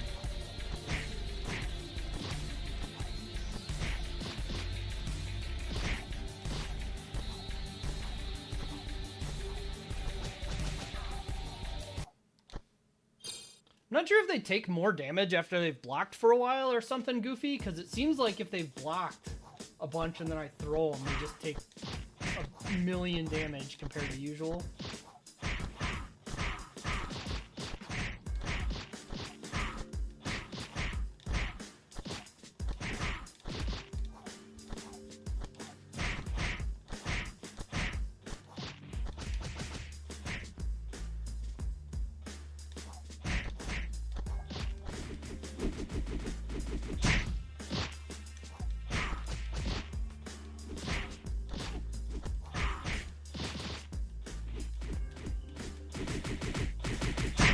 Like, I can't express how much I doubt that's actually what's going on. But also, like, I don't know how else to explain how it seems to be sometimes.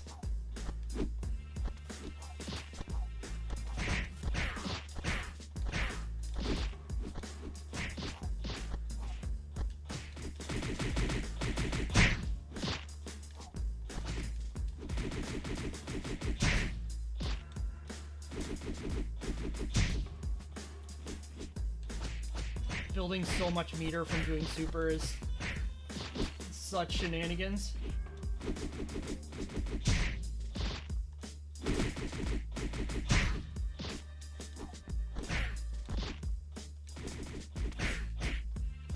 No!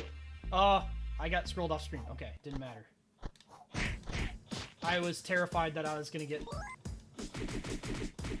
sent into the void or something.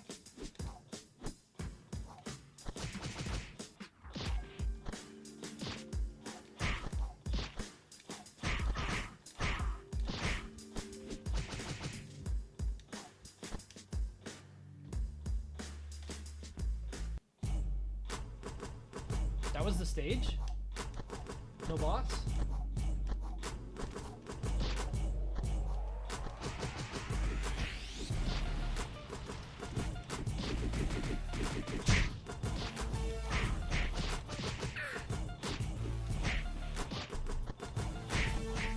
It's been a while since I saw... I soft-locked something recently. What was it?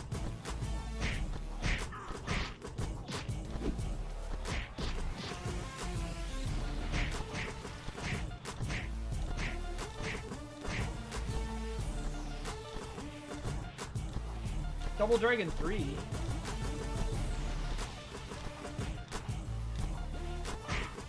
That was fairly recent.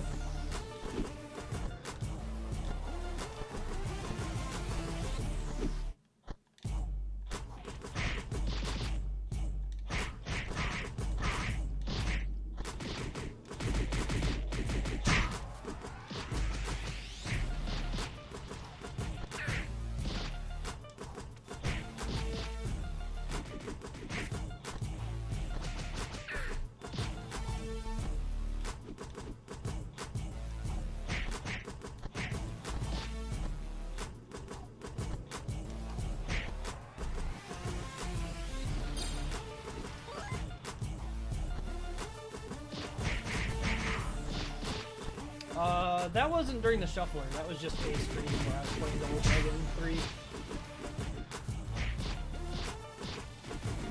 As one does.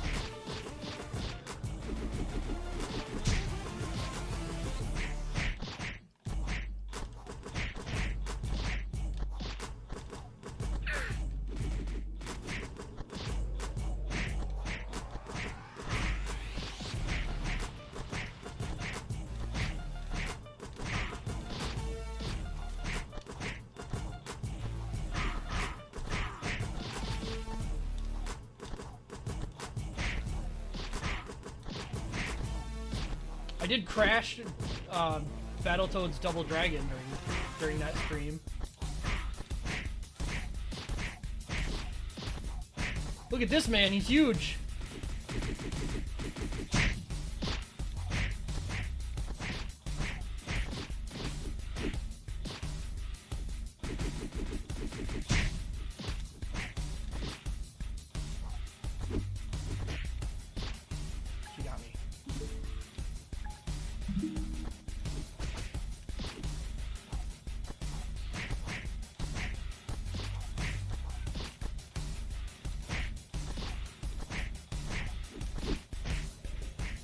Oh no! Oh god, he's got me!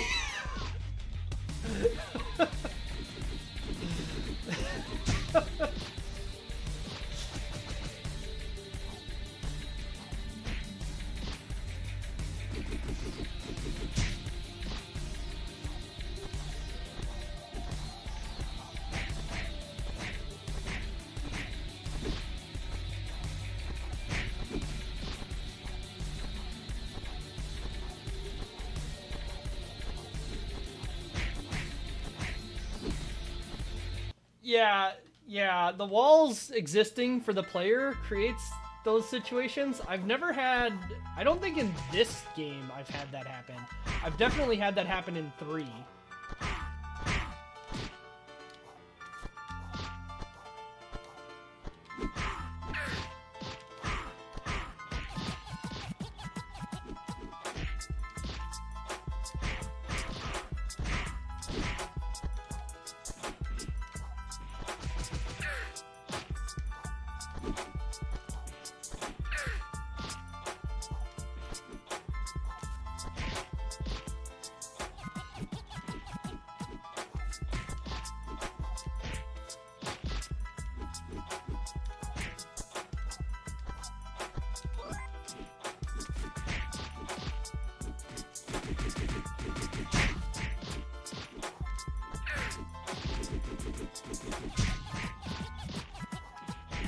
It sure does, Thrash.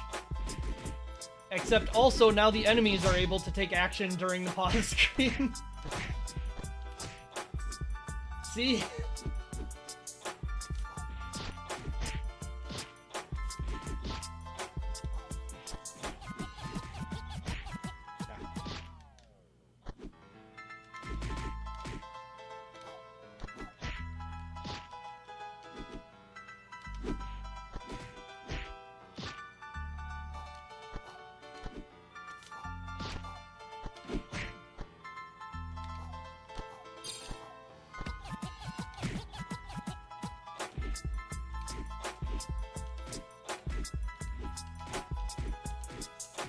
Does this just work?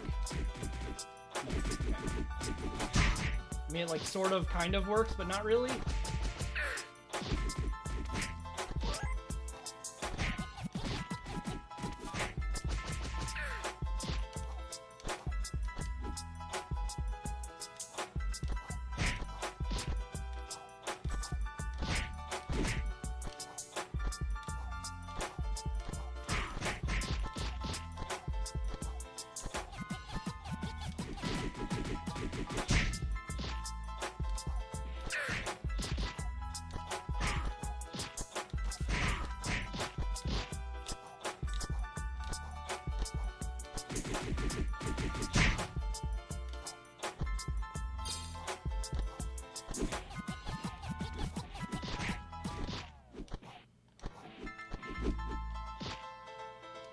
Interesting throw.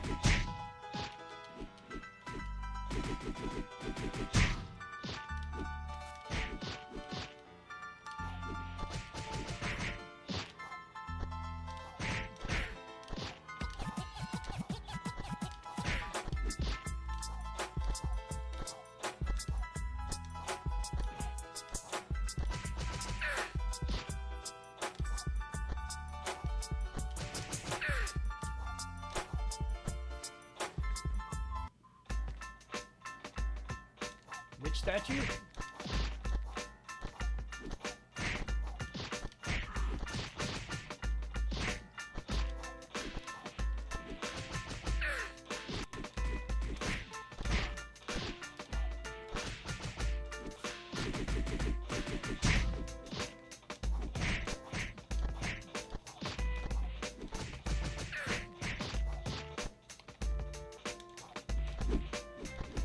Oh.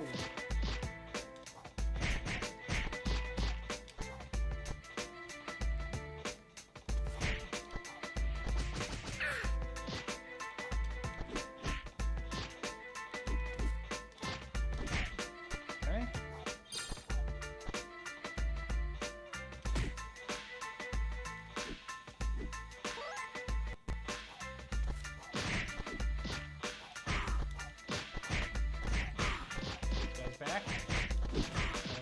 I guess. Would be about in the right point in the game for that.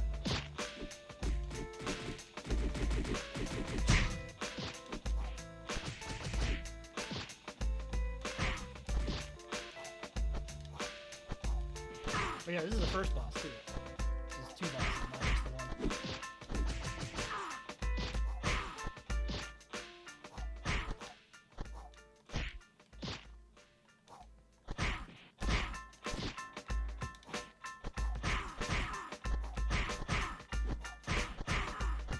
Huh. These two respond very strangely to this. Oh, they're damaging me randomly during that sequence. That's great.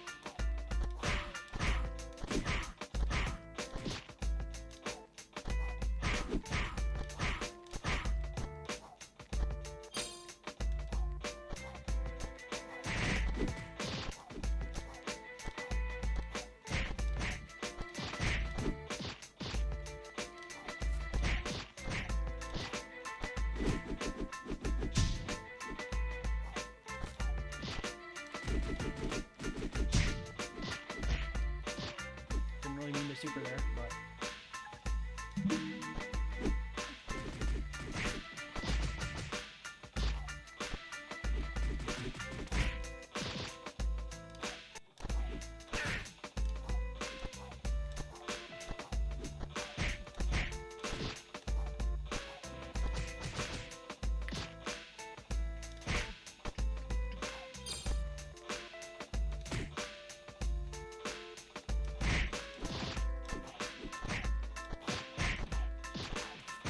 this is 4 bosses at once. Oh, we're dead as fuck! No, we're not. Okay.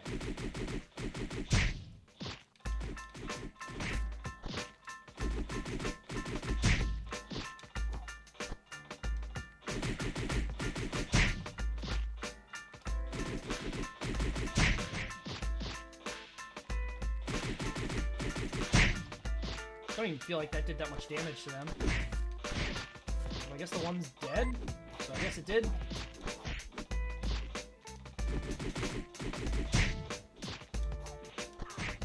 Okay.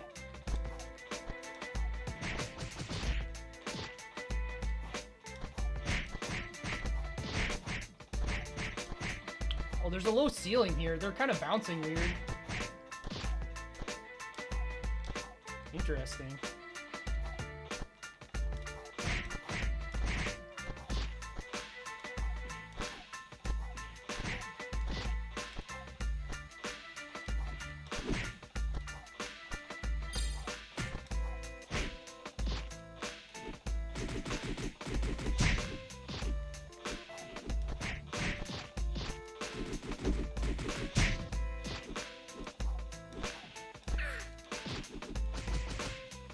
I think the low health bars just might have less health in them.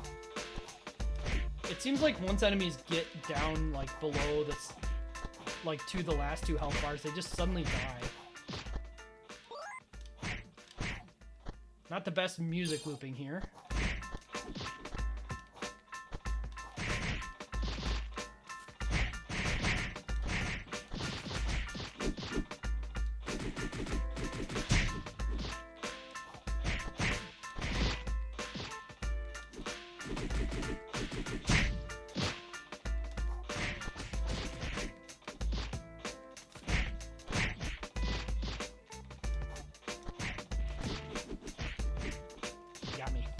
So yeah, this game I feel like has more opportunities where you just like kind of get screwed over by the fact that the game mechanics are the way they are. I don't feel like it happened nearly as much in the first game.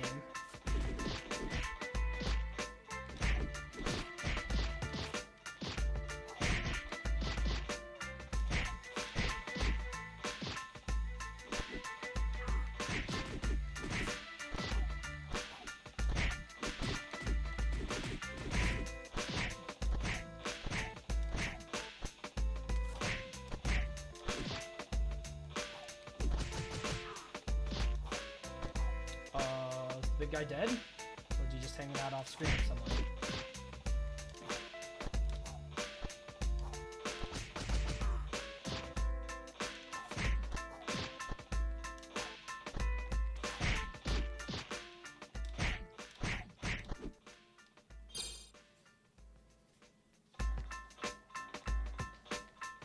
Then the times when the jump kick hits twice.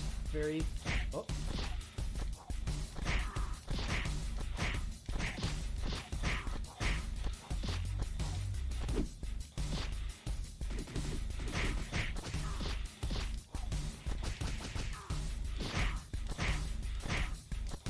Really like this enemy, the gray-haired girl, which is annoying because she's a really strong enemy.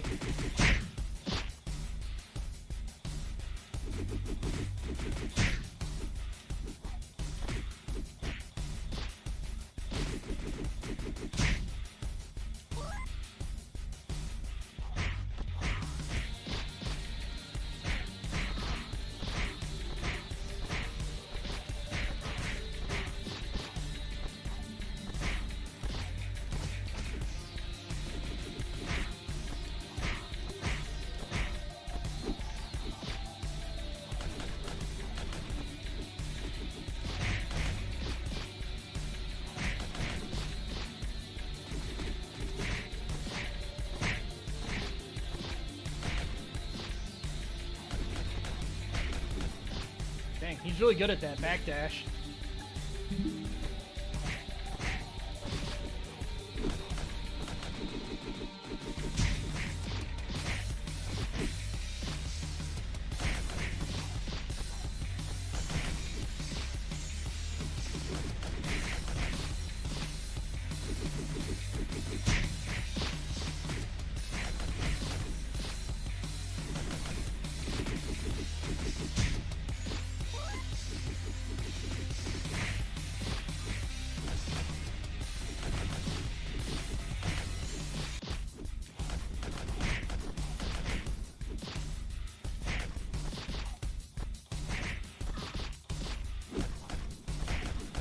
Yeah, like, I can't help but feel like some of these types of encounters are just, like, much worse designed than the first game.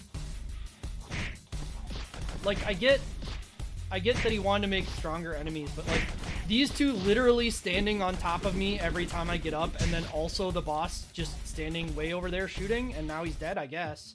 I don't know where he died in there.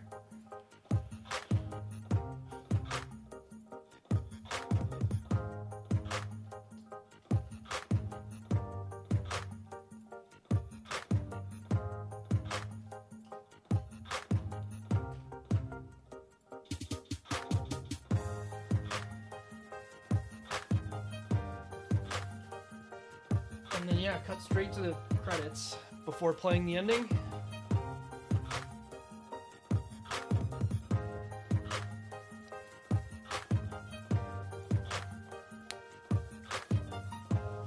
Definitely not the scene where they rescue,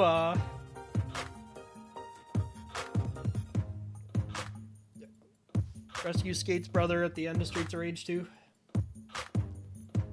Adam.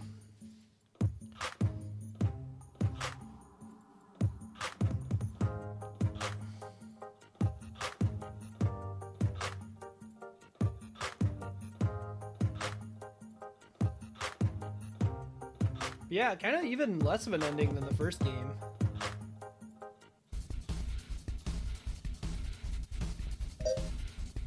Yeah, now we unlock secret characters. It's kind of weird how they did the secret characters because they're like in this slot.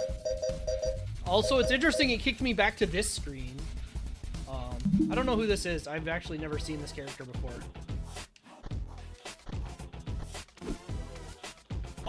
Double uppercut. That's just all one thing that she does.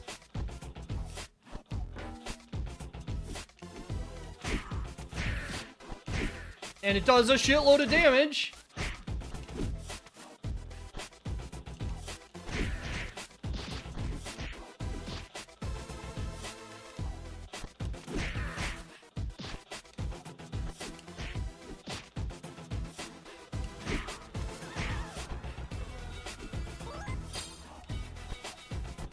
What's your super? What nonsense are you gonna do?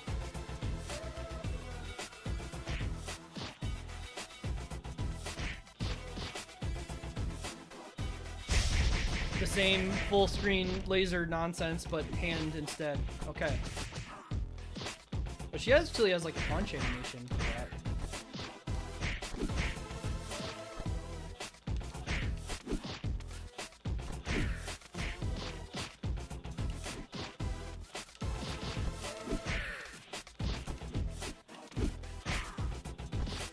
don't know that I like this move, but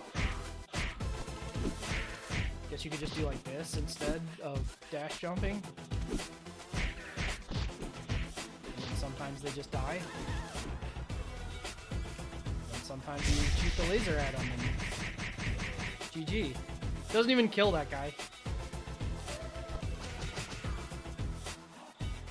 Okay, well, that's the second game. Look, Skate is a playable character.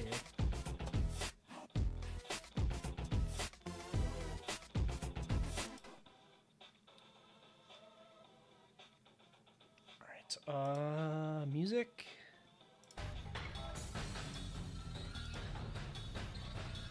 Once again, this game does not have a way to close it, so you just have to kind of Alt-Tab and exit out.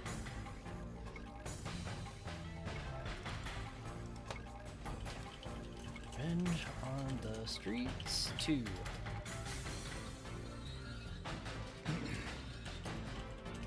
The sequel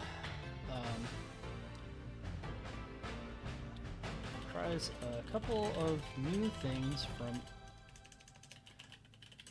the first game, which unfortunately I don't know that worked out very well.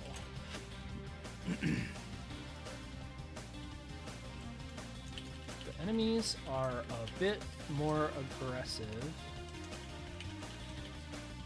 and tend to frequently wait directly next to the player when you are standing up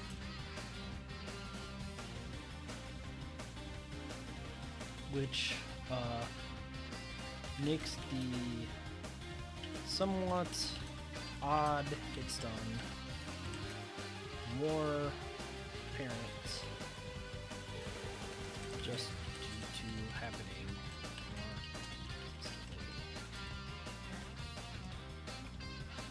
more. Hey Graf, thanks for the raid. What were you up to this morning?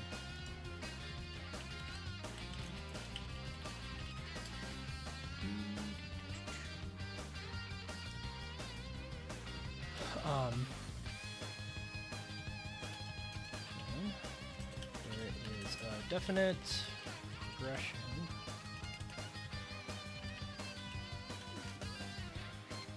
in the quality of this sprite work, which is more detailed than the first game, but also has more consistency in quality, or in the quality and overall.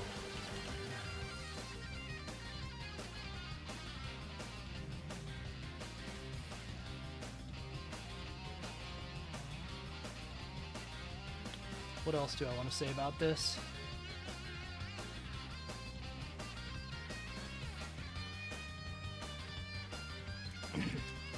The music is once again all royalty-free selections, which work well for the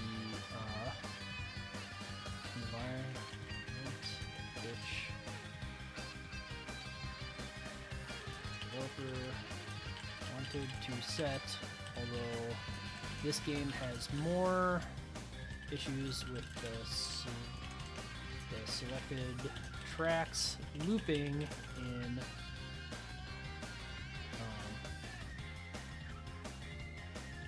noxious ways.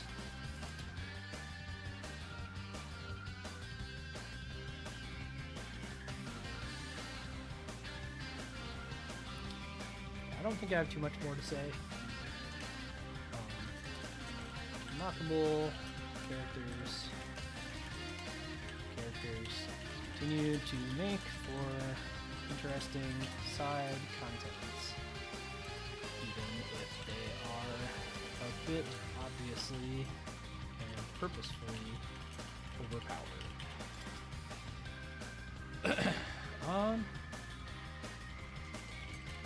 And this game to someone who enjoyed the first game and wants to see the progression of the works. You may not enjoy this game if the odd hits done, and sometimes very I don't really want to say unfair because your character is so powerful at times too. And so you put into what feel like unwinnable situations by this.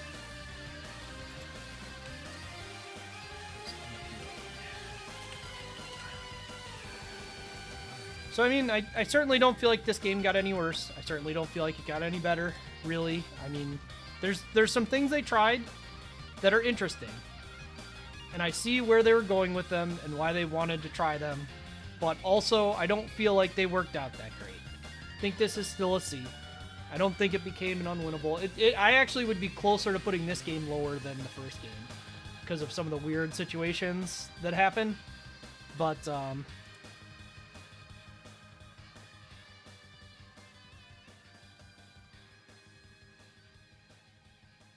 you know, it's still kind of a similar situation where it's a game made by somebody who clearly liked the genre, clearly wanted to make their game.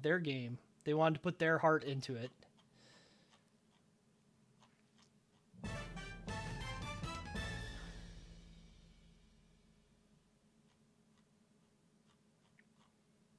But there's one more game. The Revenge on the Streets games are a trilogy.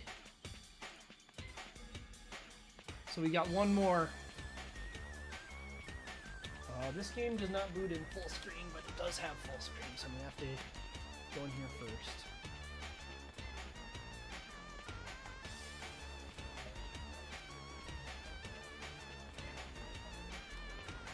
Alright, music out of here, and then we'll go back to here.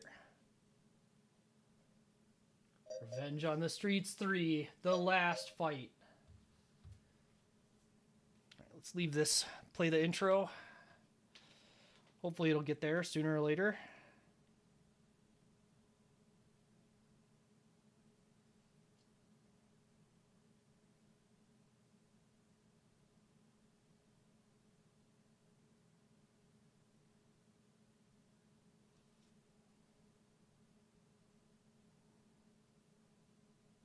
Hopefully it will play during this stream. Do I have to go back out? I don't think I can.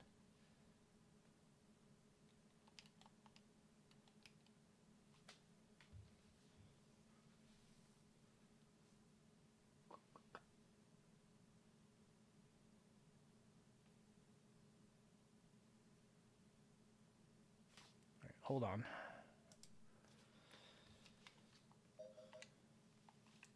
I'll also note they added the exit game option. There's a button for it, but also it just kind of crashes. It doesn't close it properly.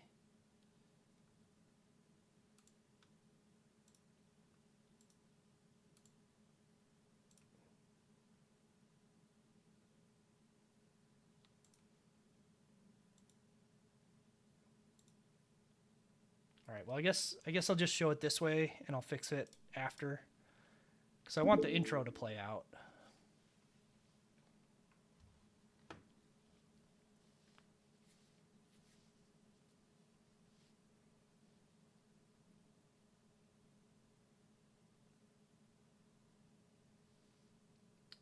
The wife of the former crime boss seeks revenge for her husband's death.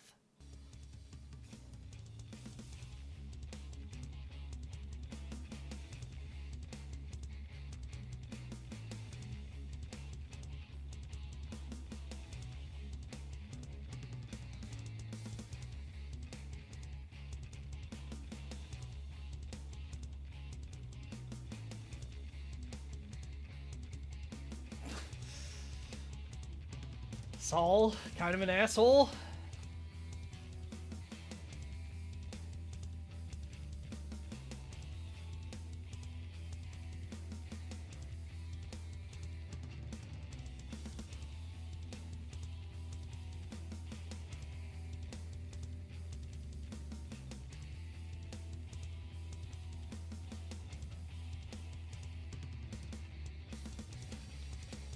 Very necessary exposition about them just talking, about needing to talk.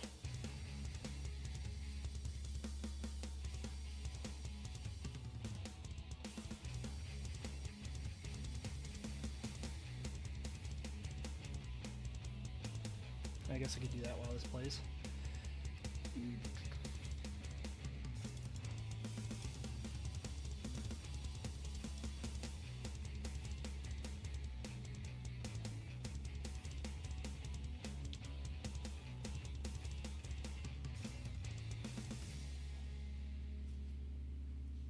So yeah, that's their intro. Just this, but yeah, this exit game here doesn't work. Oh, I did that. Yeah, there's a thing I don't really use. X crime boss. They said a name.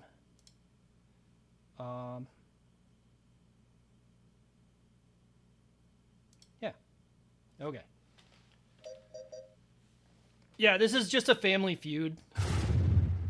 All three of these games are just Family Feud. I think this game is once again louder than the previous one.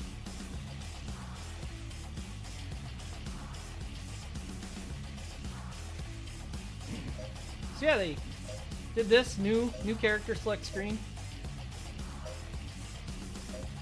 Still a bunch of secret characters. They really like their secret characters. Once again, we're changing this one. We're going with Sarah. Once again, the sprite work was changed. Obviously, the characters are a lot bigger, so there's a lot more detail. I like 1 to 2 feels like a little bit of experimentation, but 2 to 3 really feels like kind of a lot of improvement. With that said, the gameplay mostly functions on the same level. With the exception that like the way juggling works isn't nearly as free. But that said, they gave Sarah this dropkick that's just unbelievable.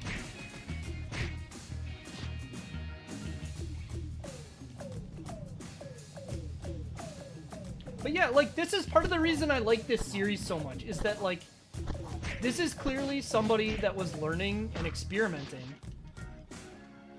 And as they got better, they like you can see that progression. Oh, super enemies. So you can block, but also blocking seems to do damage to you. There you go. Yeah, and her super does 1,000,000 hits. The super system is different. It's not just stocked up supers. It's like Streets of Rage 3 special style where it builds up. The other thing is, this game extends when you get enough points. And the easiest way to get a bunch of points is a big hit combo, which this is, this dropkick is the main way to do. Because it just goes nuts.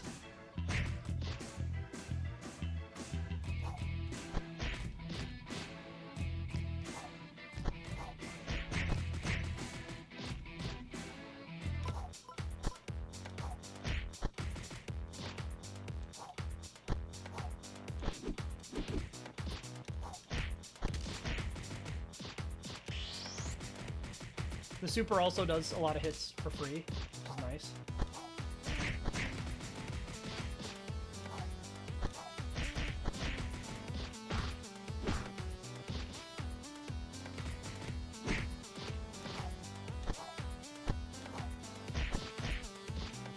Oh! The bosses can still do very wacky things.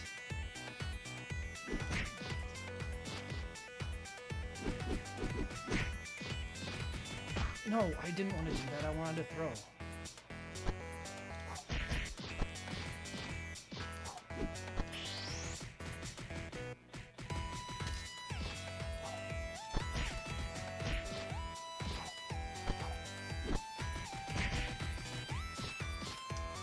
Also weird in this one is, so there were various changes, but one is that like you're still running when you grab an enemy. So that's why like I'm doing the throw and then suddenly there's a drop kick.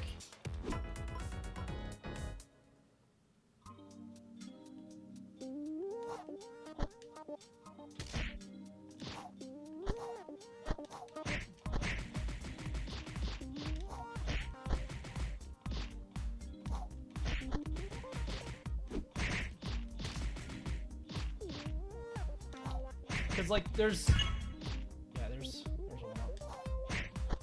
Like there's still the dash jump stuff. The base engine is very similar, but like hit stop has been reworked to actually like exist, which is cool.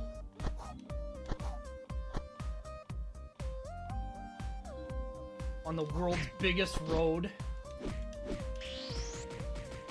It's also interesting, like, a lot of these enemies you can tell are, like, enemies from the previous game that have been redrawn.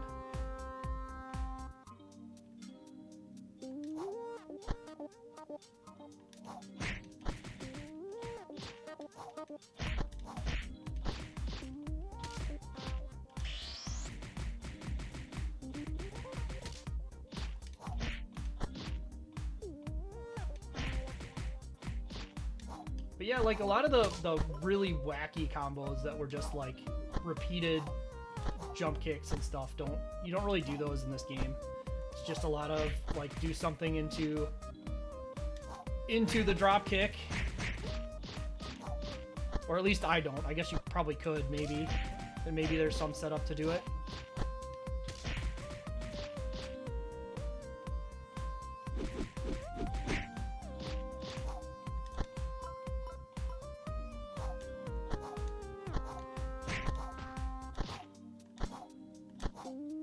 Hey, Zetsu, going good.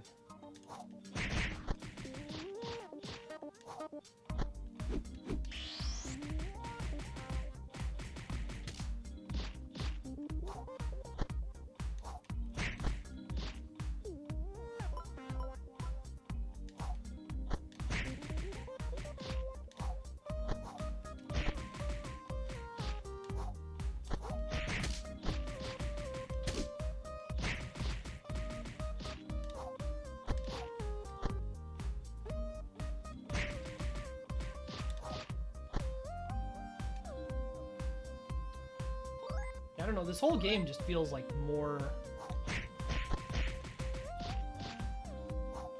finished, which again is good. Oh, there is no jumping down attack. That's one weird thing that got removed.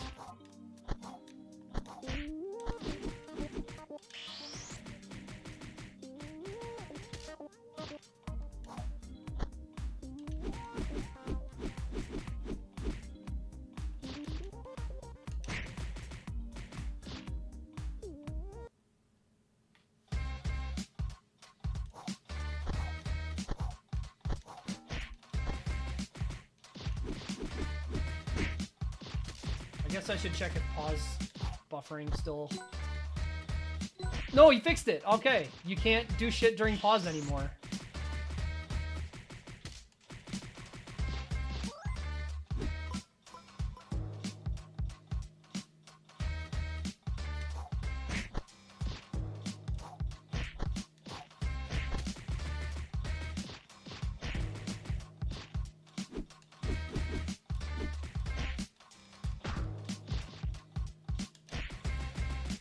I mean, it wasn't really worth doing anyway, just funny more than anything.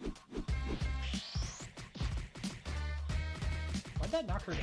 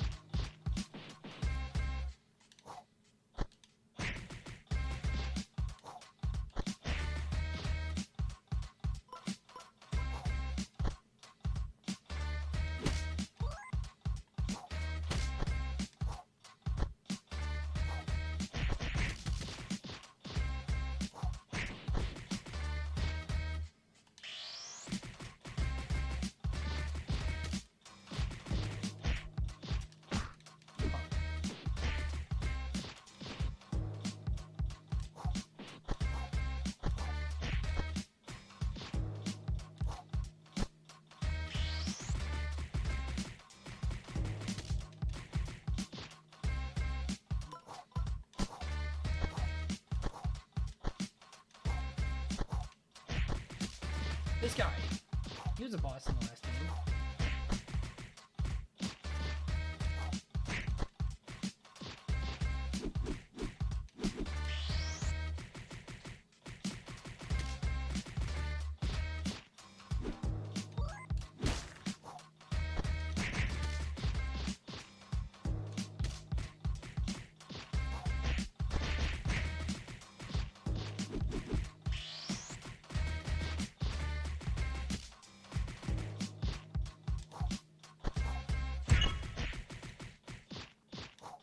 Yeah, and you start getting these big, like 100+ hit combos, and oh, I missed it. And you start getting a lot of free lives.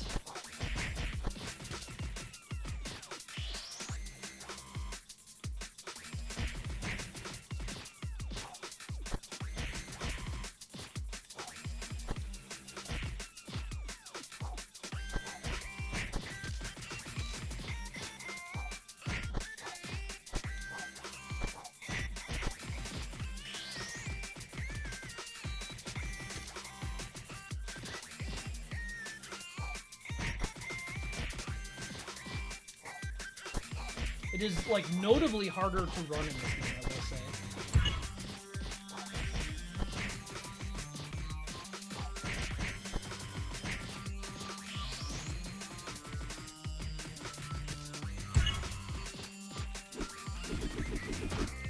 But yeah, like, I got 2 1-ups during that combo.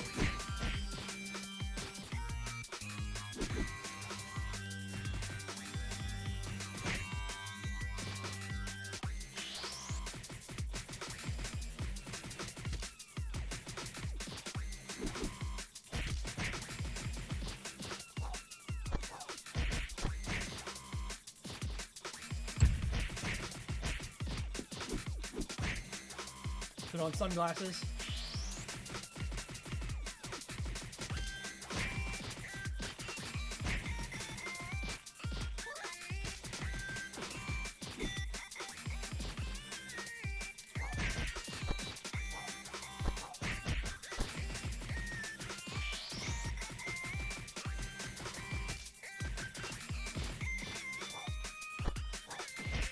What the fuck? He blocked and hit me.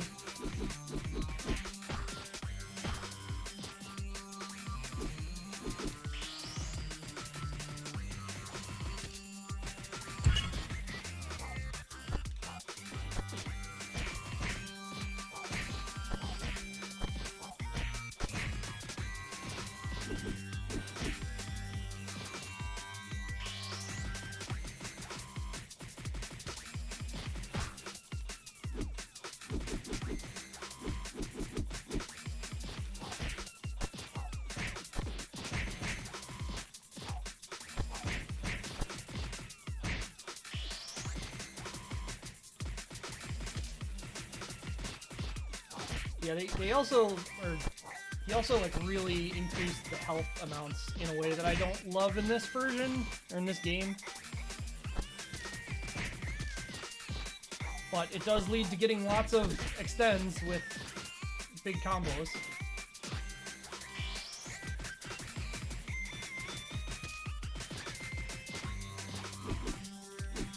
God, it's so hard to run in this game sometimes.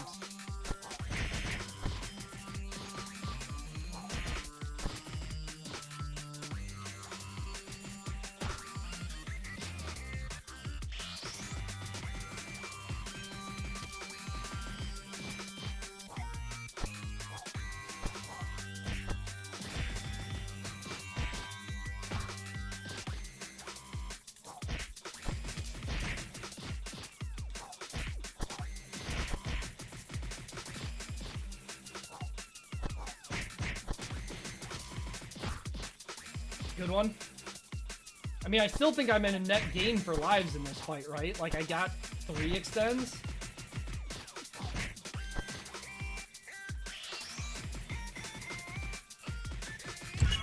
Four.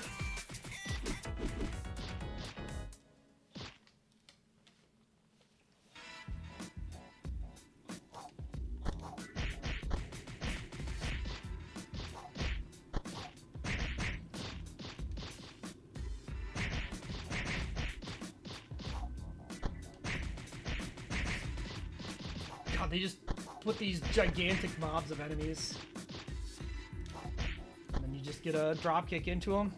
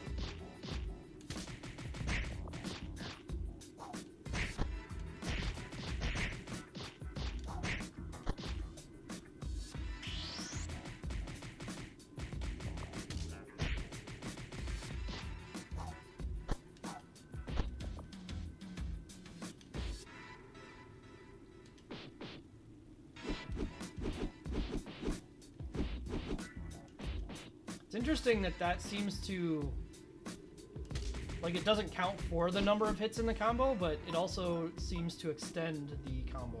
Like, I don't lose my combo meter if the enemy's blocking. I just don't get any additional hits.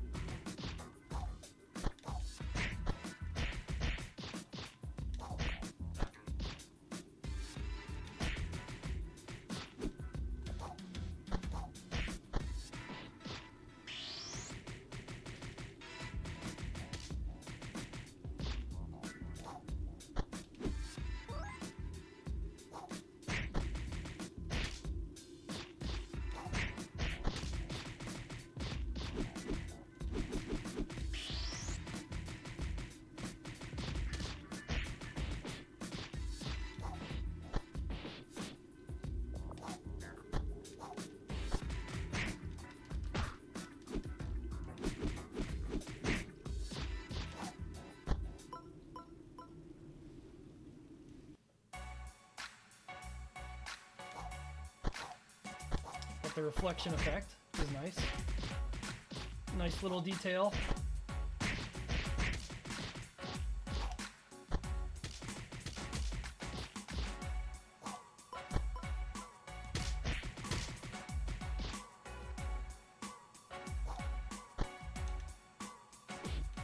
Dang, I was trying to keep the combo going.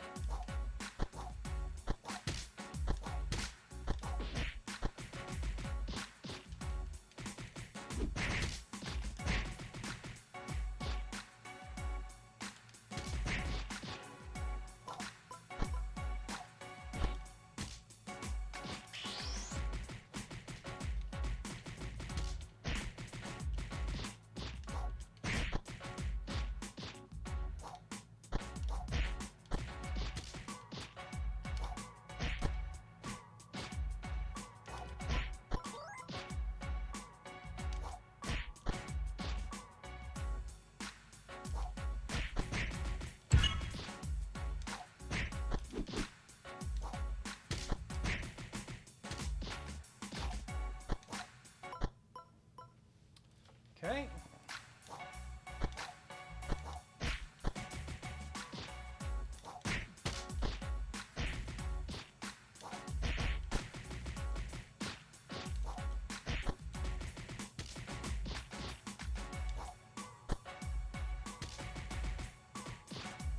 Still, this drop kick Just one of those things that every once in a while somebody programs a move and you're like, all right, you sure did it. You sure made the move.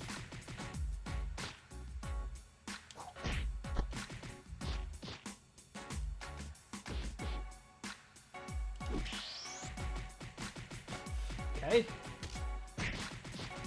Doesn't seem quite right that I was punched her and then she didn't get hit by the super, but I'll take your word for it, game.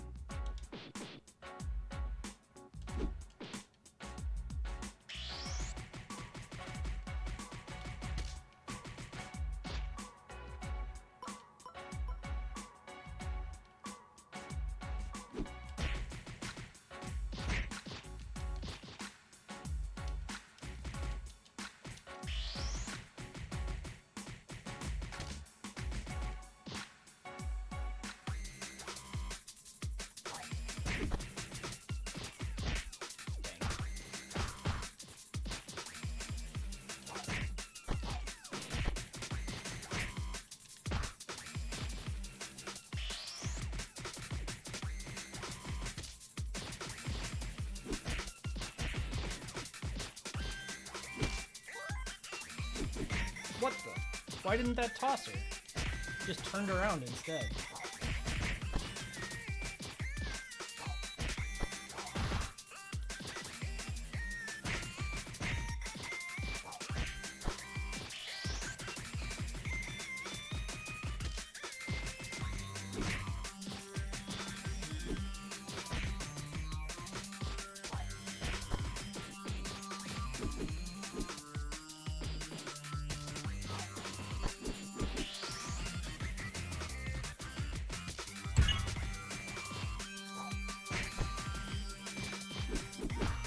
Oh!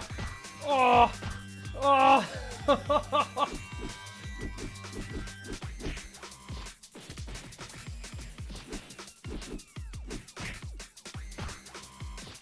Oh man, I can't complain about the enemies comboing me that way considering what you get to do to them, but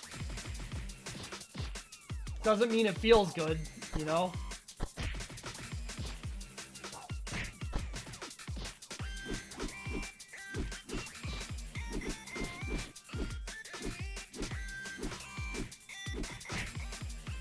Super there. I was just waiting for that guy to approach so I could super him.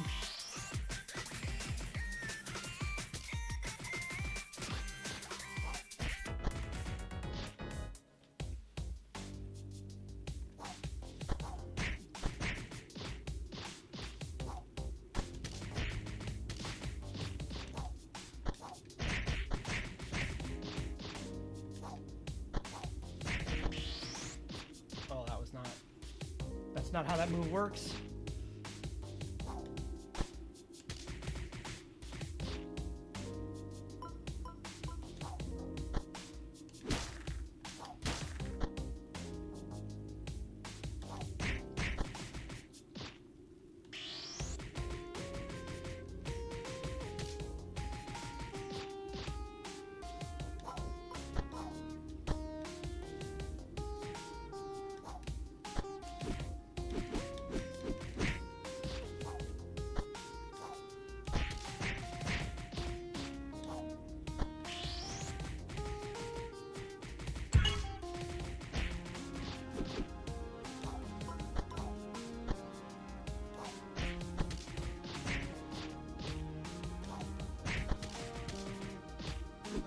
No, dude.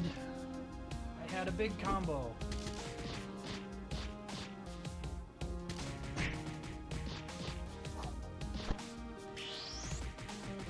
Yeah, watch out for this dude when he's in fights. He'll break combos like crazy.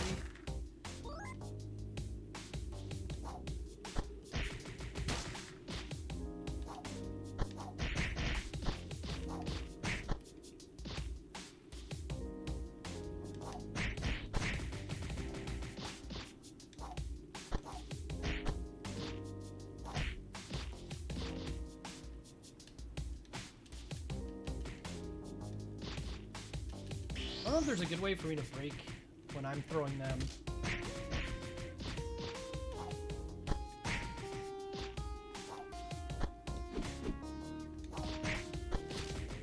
nice, because then I could get out of a... What? No! Get out of a throw into a better move.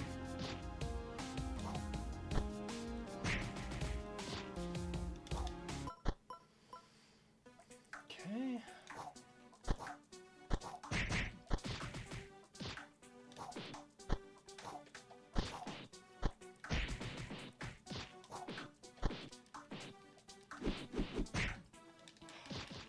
Super. I guess I didn't have a big combo going anyway.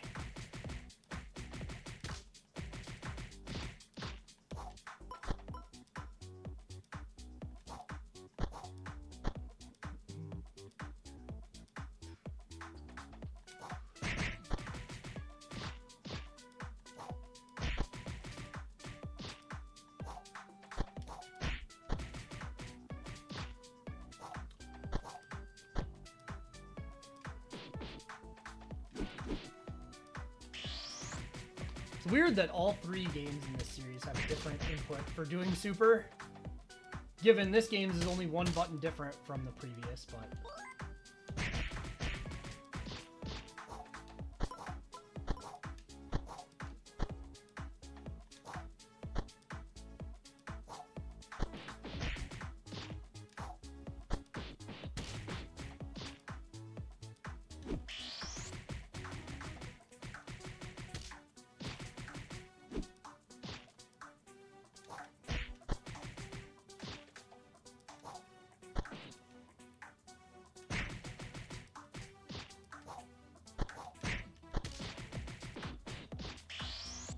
Oh, nice dodge. Couldn't dash, so I dropped the combo. Sucks.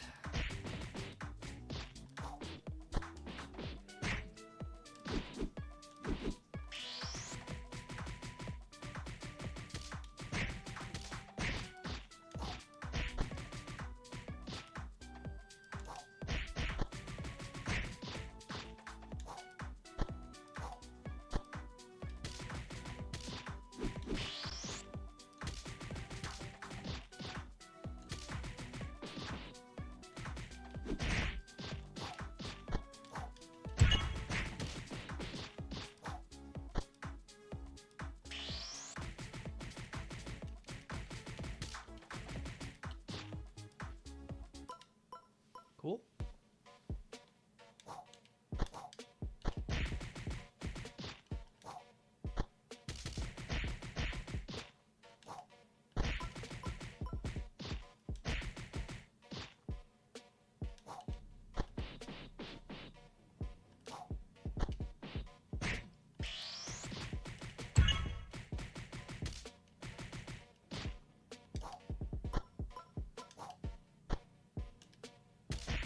Oh, I didn't save it.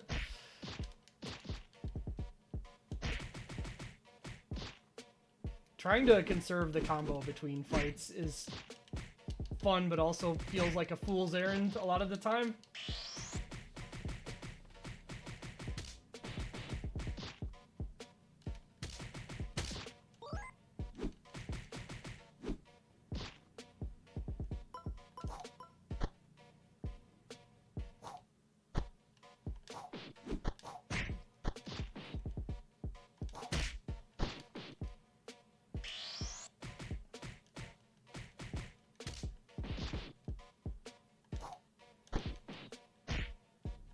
I would like for this man to stop blocking literally everything. I will say that the basic attack in this game feels much, much, much worse than it did in the first 2.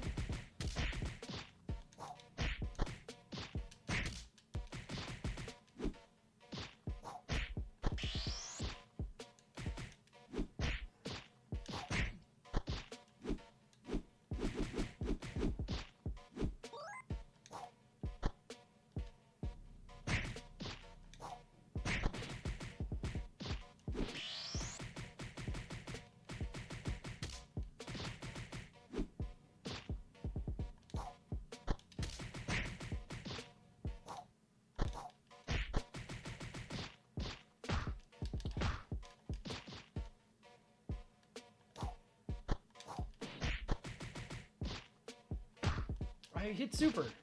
Please.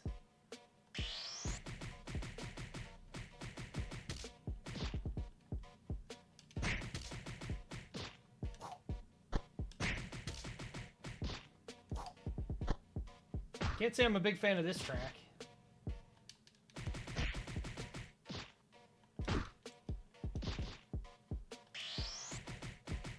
Stood up really fast.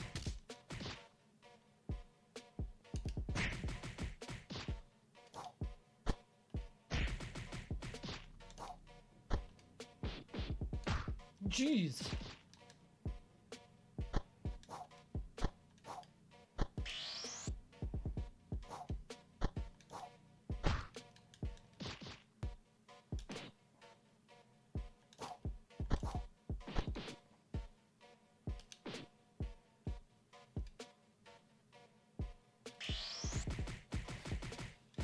Gotta wait for the super so he stops being able to block, I guess.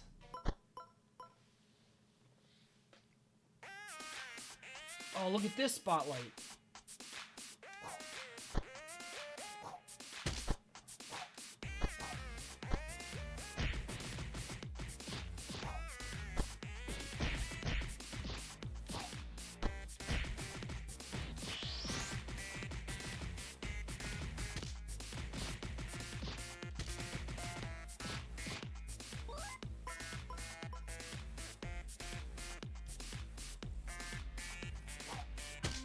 I don't think I would have had any chance to keep that combo.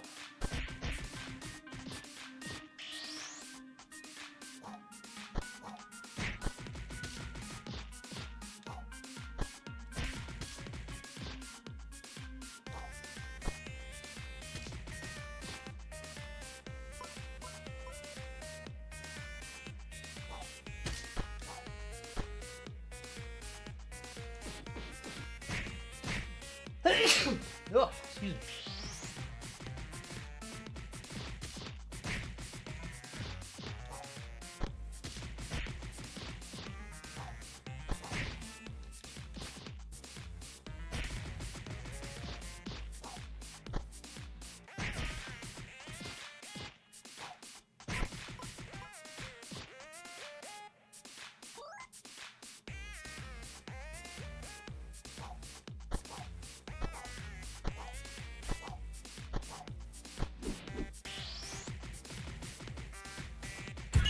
Hey, if they're gonna pick a fight, I'm gonna end it.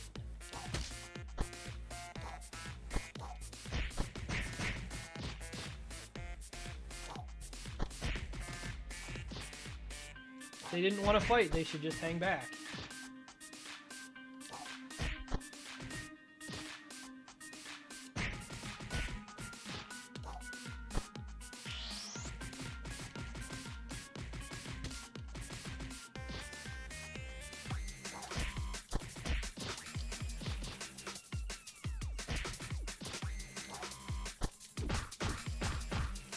Well,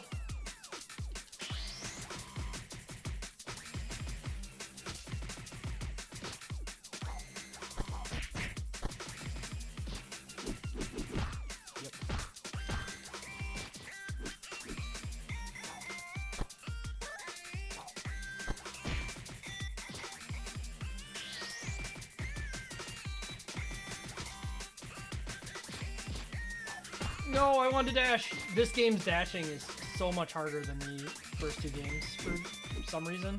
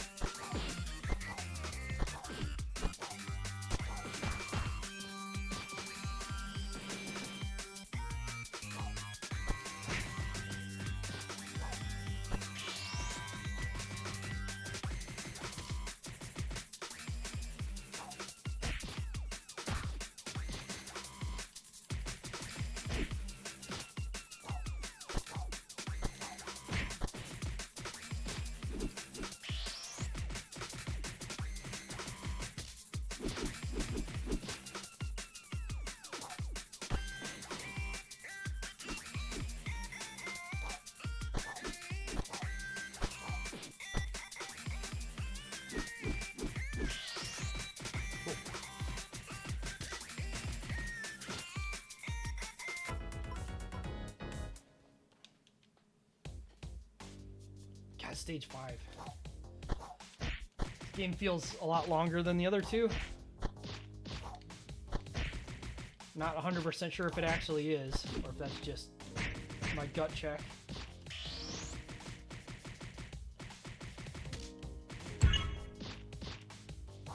Guess, yeah, it has to be, because I've already been playing this as long as I've been playing the other two, right? Because they were each about an hour.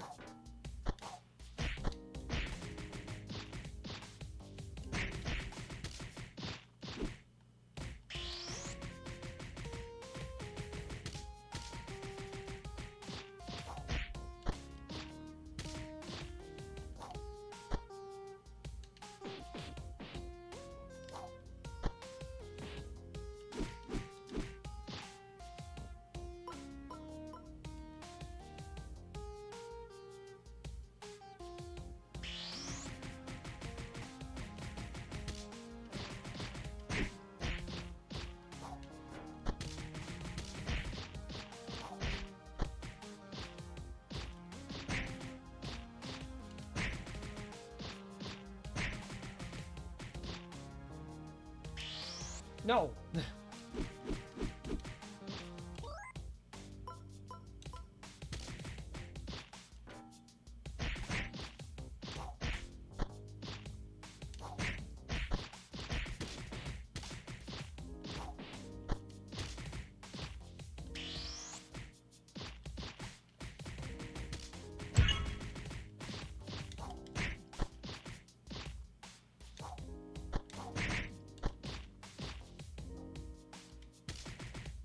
Yeah, always need more lives. No! I could have had that easily. What is happening?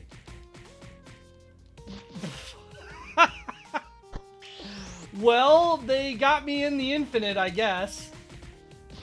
The wombo combo, as it were.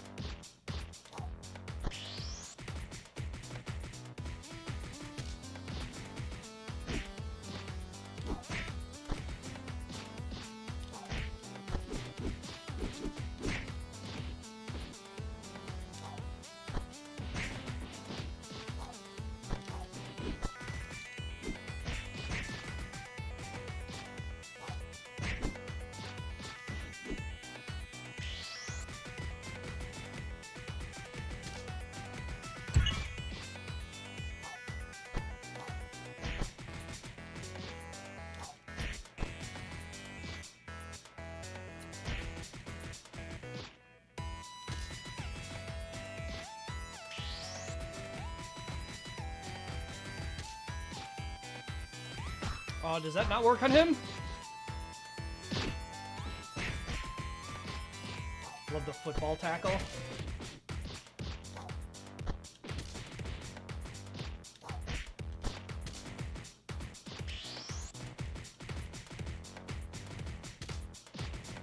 Yeah, I guess it just doesn't work on him.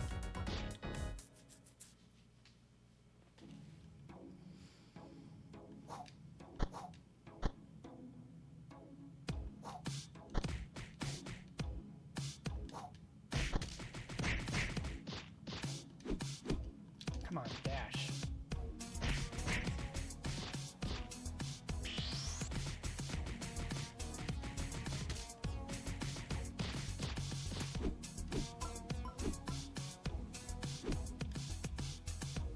Coward.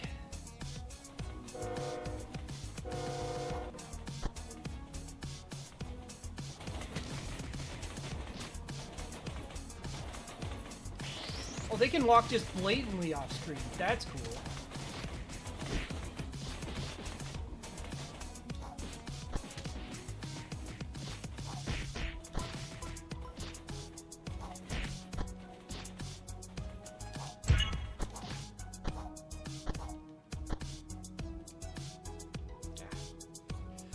Trying to extend the combo, but she didn't wander far enough.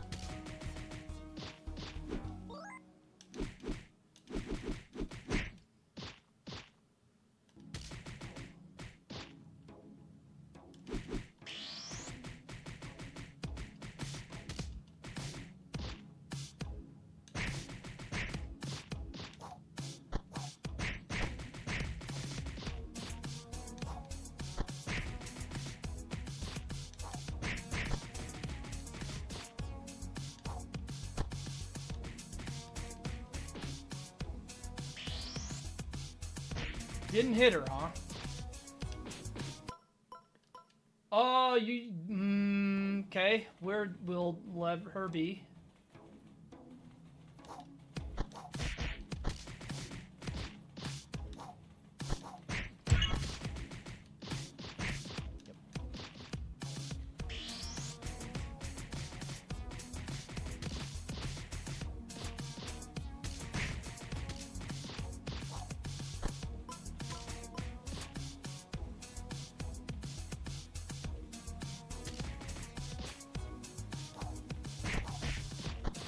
Not a huge combo to keep, but still.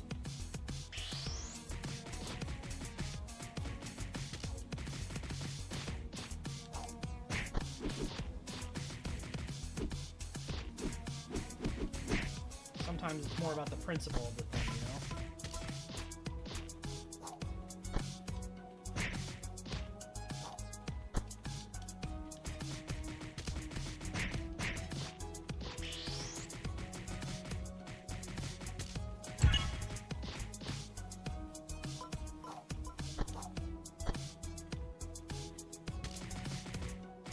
This fucking Joker back here?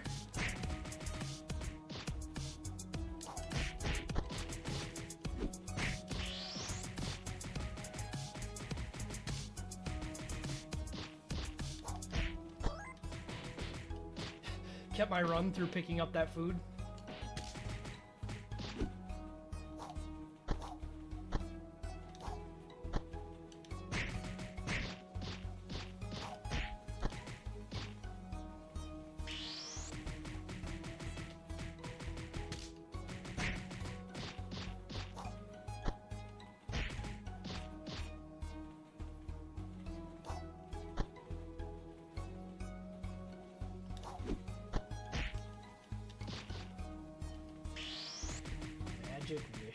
Witches.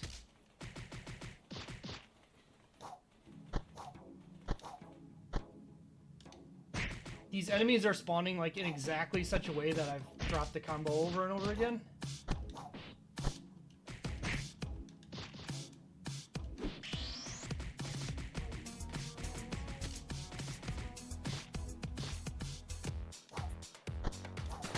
He's got a gun.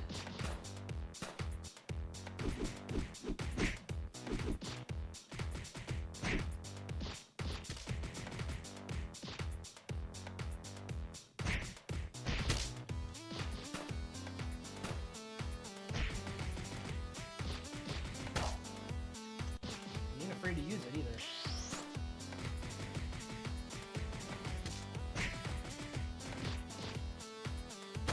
Okay.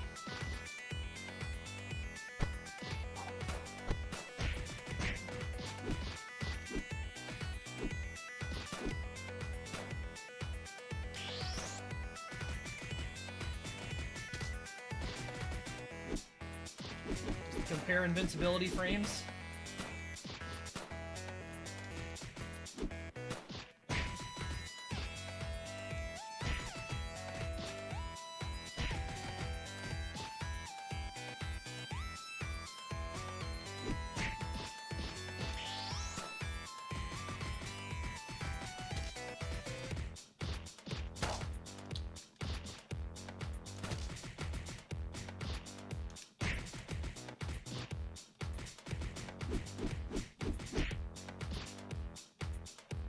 Weird fight, but got there. And these guys. They're definitely the same types of suit guys that we had in the first game. It all comes together.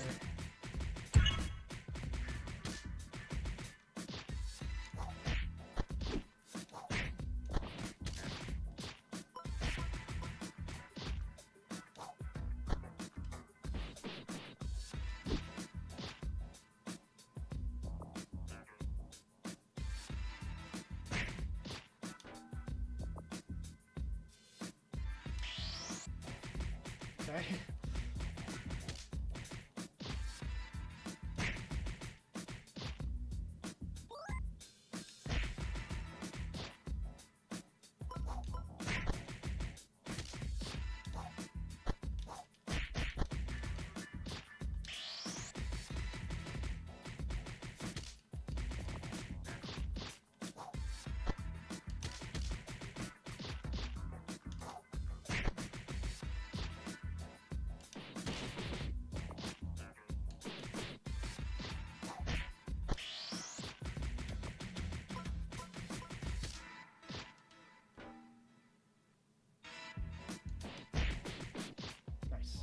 Going barely, but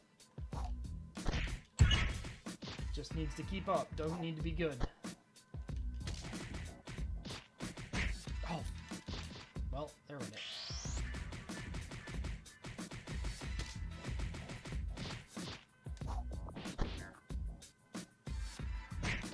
Nice dash, me. Wish I knew why it was so much harder to dash in this game compared to the first two games, but it sure is.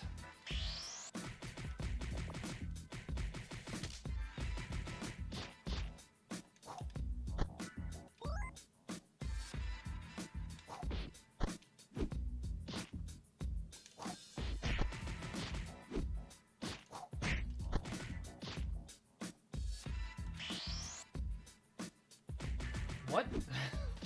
That's not how super works. Did I like literally get to him on the almost exact pixel where the super ended? Is that what happened there?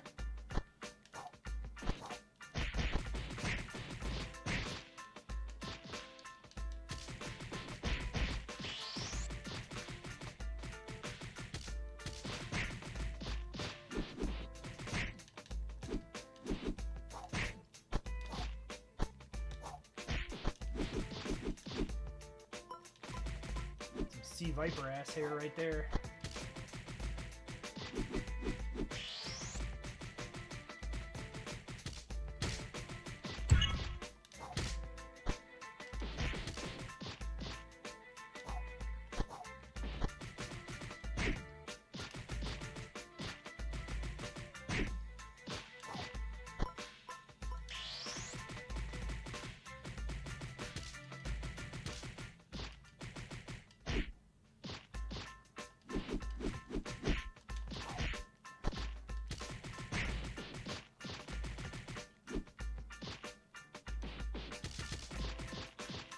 No!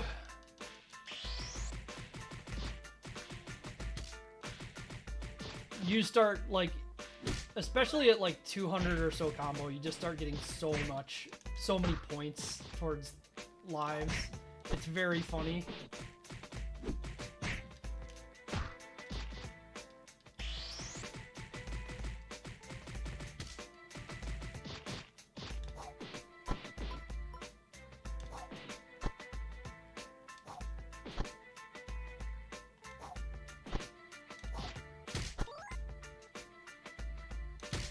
What?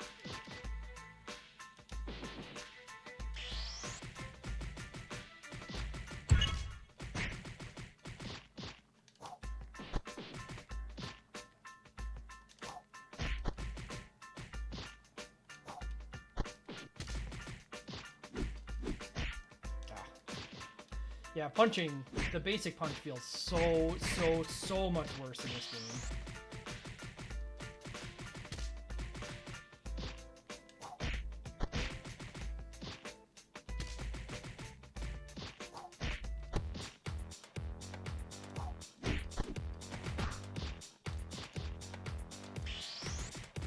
Oh, this guy. I remember this guy. He's got the funny trick he can do.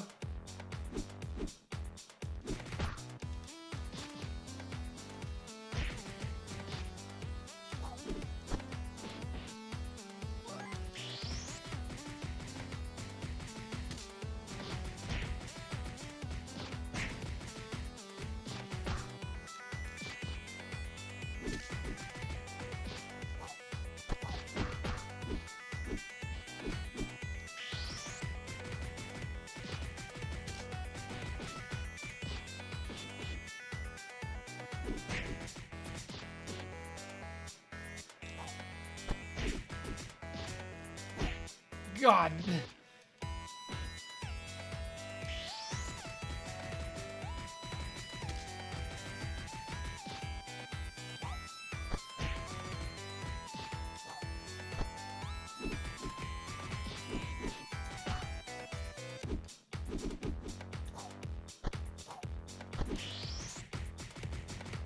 Like how she was both blocking and taking the hit there.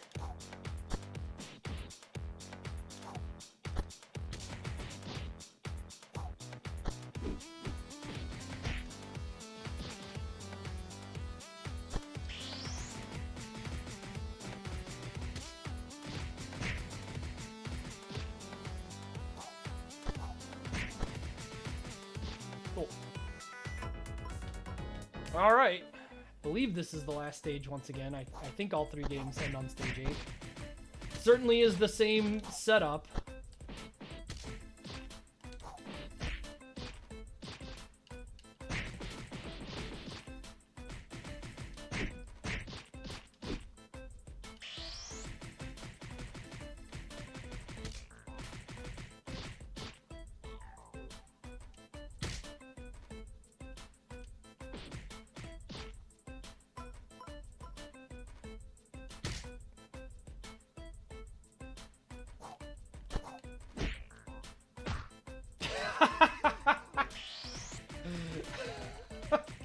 Just something about the timing of that was incredible.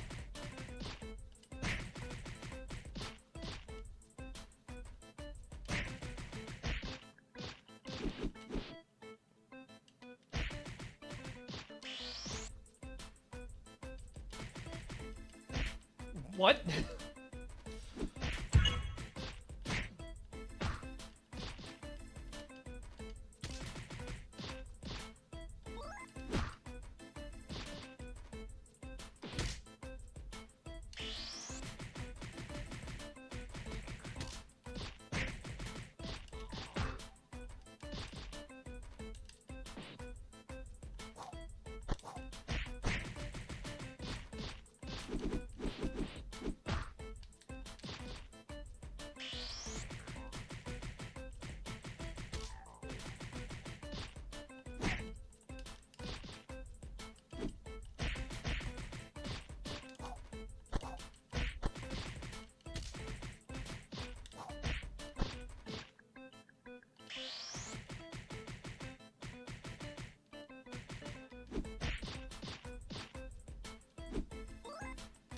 Finally, I created an opportunity to get the health safely. Took ages, and I lost most of it already, but...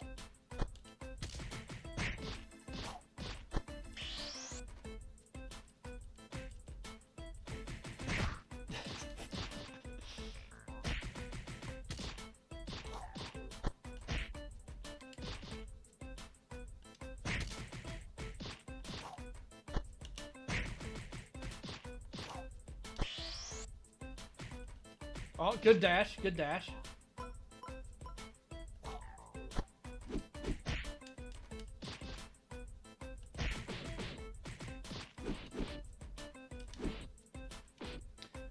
Oh, I think one of the reasons dashing is so hard is I don't think it'll accept the input when anything else is happening. I think it has to be like when you're just standing, you insert the double tap.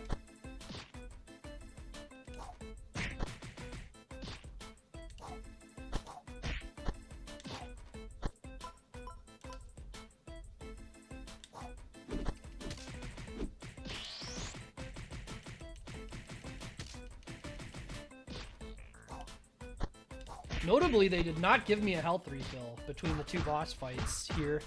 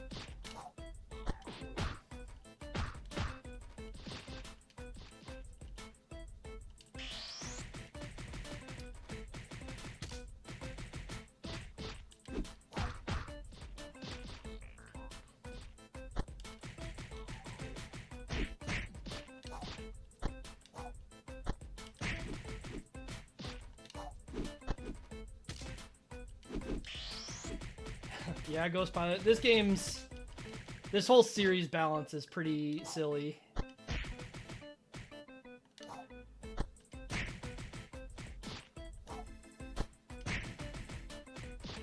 I don't know when the other sister died or when the other boss died, but I'll take it.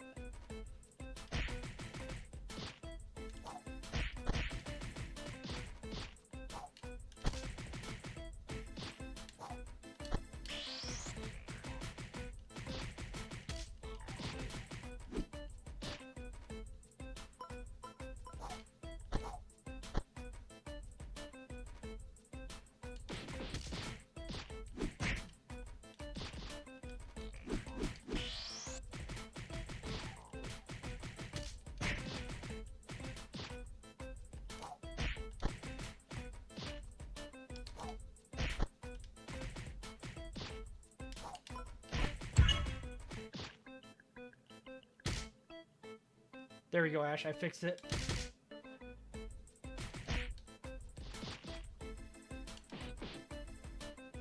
I don't really get their balance with the health in this one. The other ones, it was pretty clear they were just like putting it in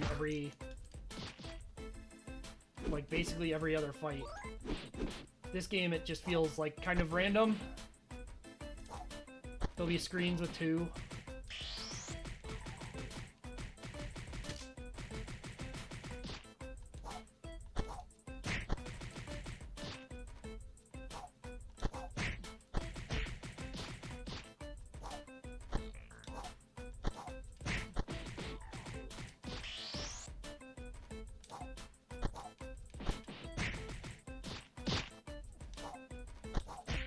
Football tackle me. Yep. You got me. Oh!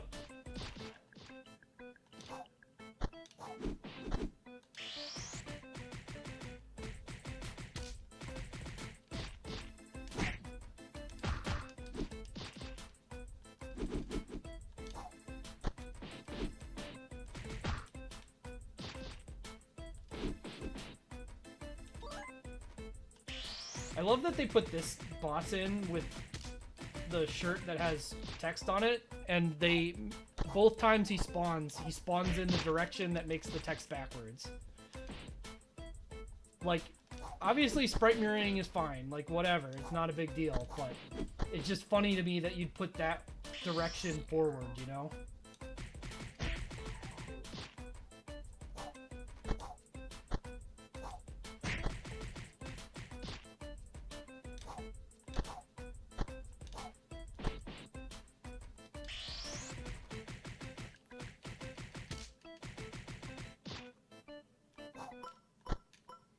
Okay, I think this is the boss room. Yeah.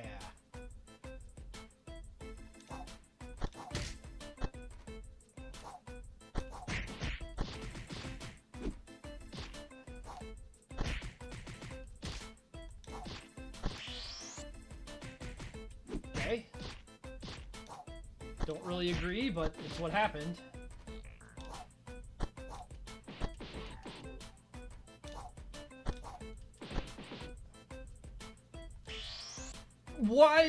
Why does that not hit them?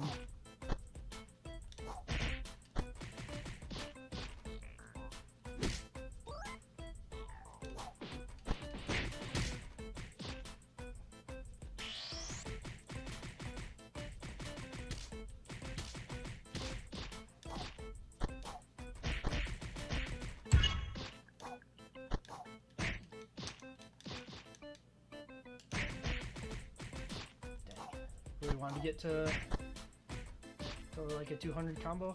Oh, well, they would have destroyed that anyway.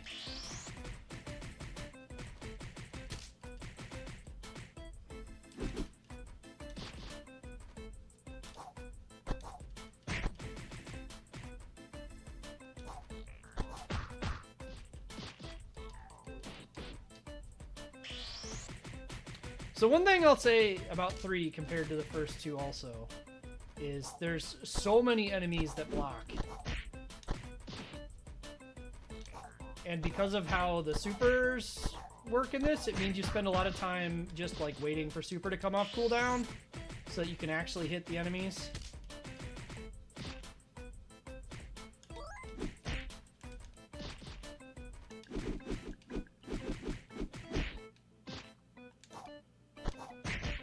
Which I don't love.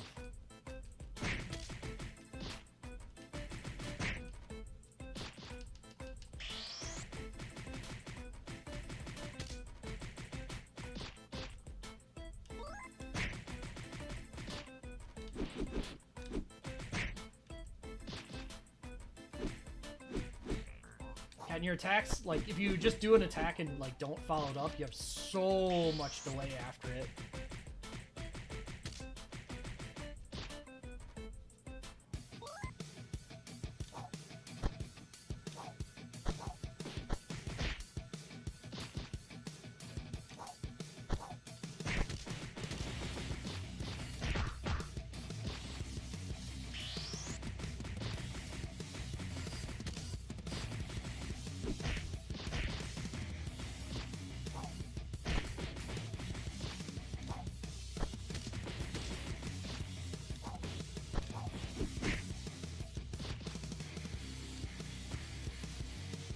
Just wanted to super, but you can't release.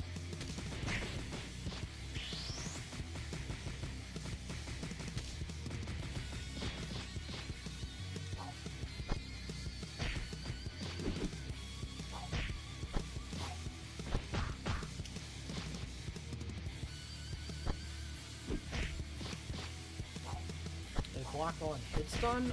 I've never seen them start blocking when they are already in hit stun, though. But they'll just block so much, and you're sitting there waiting. I mean, you can't really throw them because, I mean, you can go for throwing them, but throwing is so weird in this game that sometimes you try for a throw and just, like, they punch you. It's like, okay.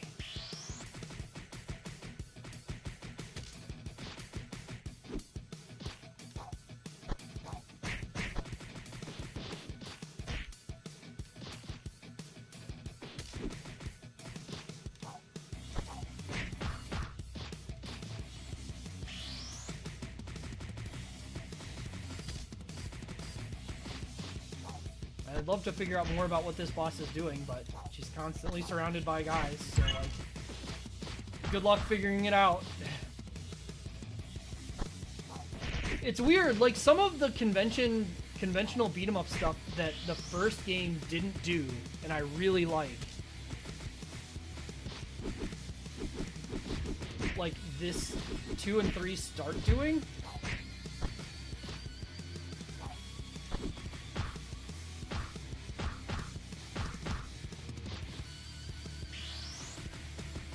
She's alone now. Try and figure its shit out.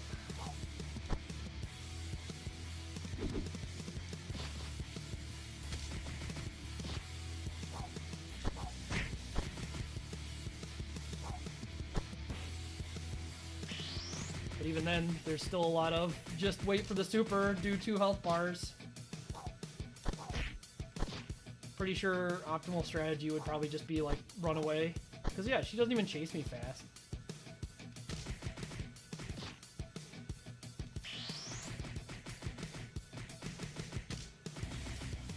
Oh hey, you're here now.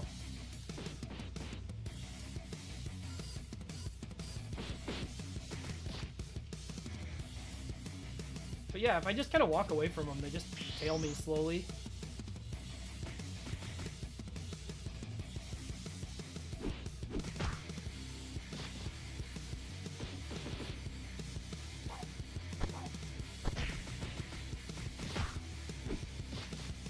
Good one.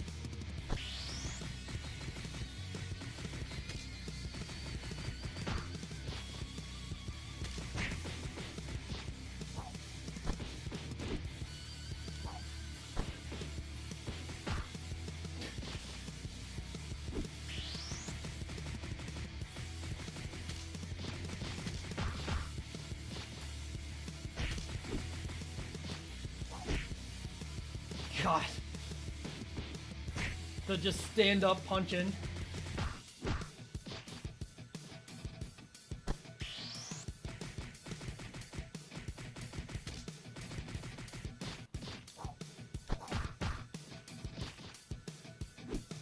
I mean, I get to stand up with dashing dropkick, so it's not like I can complain too much. It's all the same bullshit that I get to do. Wow, what a dodge! Then she DP'd into it.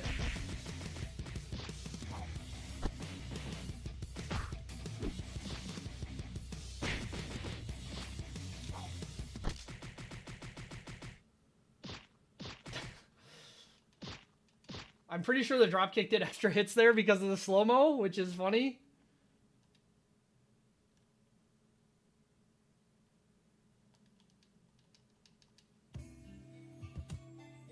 And then yeah, once again, straight to the music credits first.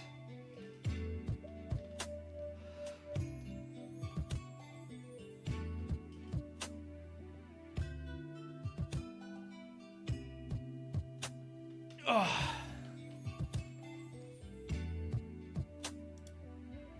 What a set of games. Really unbelievable in a lot of ways.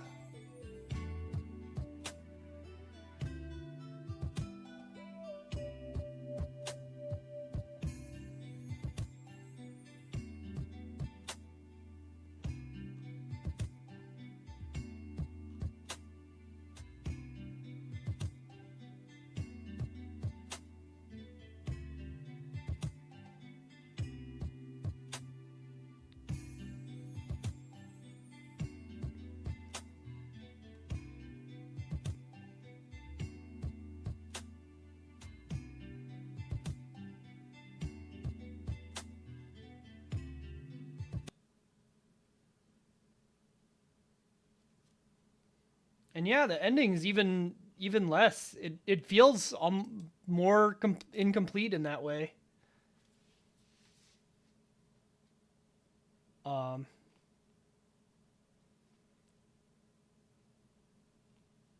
It's weird. The third game, obviously, the sprite work improved dramatically, but I don't know that I like the game better. I think honestly, I like the first of these games the best. Anyway, let's finish it out. Let's do our little time talking about it. Get this closed. Attempt to close the game and instead it just crashes.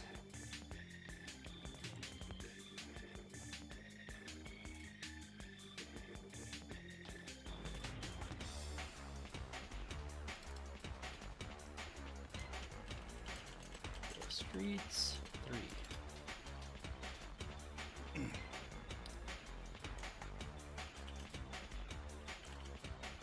The last of the revenge on the Streets games. This entry has a dramatic improvement in the quality of the sprite work.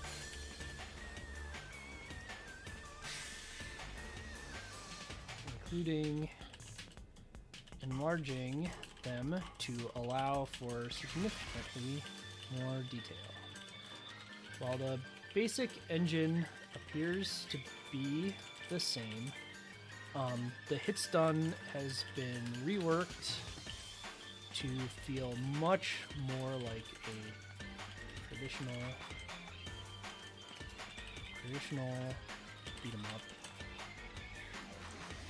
and leads to at least fewer situations where it feels as though same frame hits caused strange behavior. Unfortunately,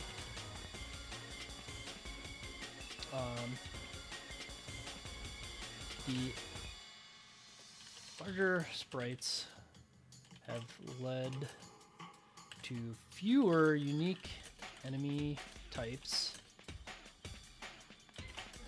and a much higher quantity of enemies who block attacks.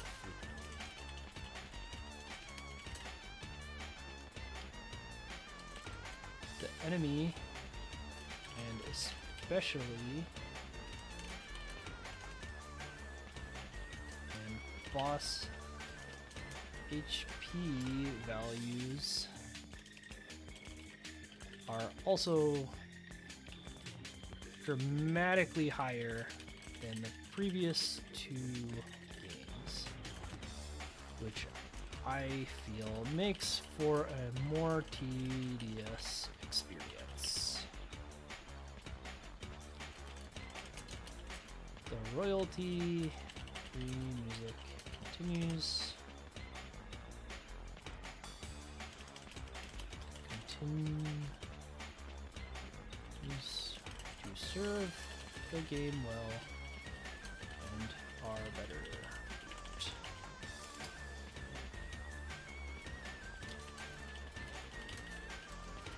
To someone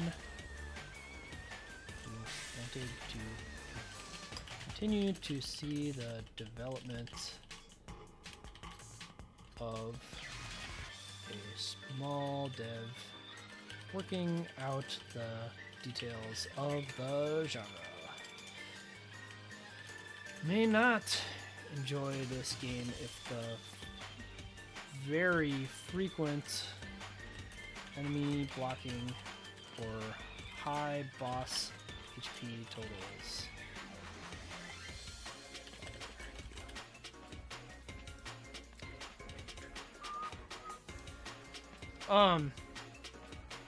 So I will say, like, based on how the basic attack doesn't really work anymore, like, using the basic attack feels very dangerous in this game compared to the first two, which already, like, had weirdness to them.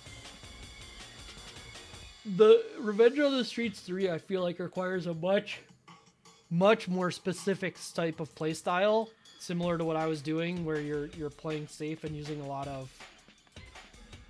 of these weird multi-hit combos to get lives. And, you know, maybe you don't, maybe I'm wrong. But it also frequently felt like the game was putting me in situations that were just, like, not fun.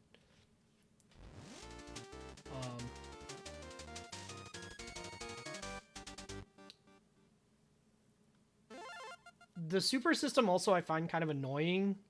Like, in the first two games, it was obviously, like, you gotta use supers a lot, but at least being able to stock them meant it felt like you could kind of go in bursts using them. In this game, it feels like you have to use them all immediately, because what else would you do?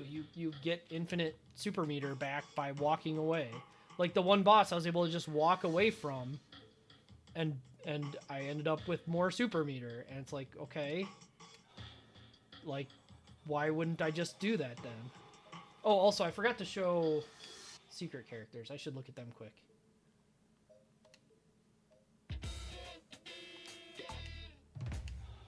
I guess I can finish this. I'm hesitant. There's part of me that would actually rate this worse than the other two, but I also don't think it's bad enough to go below. It's kind of scuffed, even more so than the first two games in many ways. But I also think there's a lot of people who would enjoy this game better than the first two just because of how much more natural the immediate feeling is. But I think this is probably the one of these games I could be the easiest convinced to drop, honestly, which is kind of sad. You know, it's sad to see someone develop and get better ideas of things. And like a lot of the ideas are cleaner, like the hit stun working properly is a cleaner idea, but the main problem is it's just so many enemies block and you don't have great repercussions to that. Anyway, let's look at this for a second. Let's see, we got Sarah's we were playing. Carla, she was in here. Ayla is here. Yume. Looks like I didn't unlock either the super characters. It's interesting they have one for special. Check it out.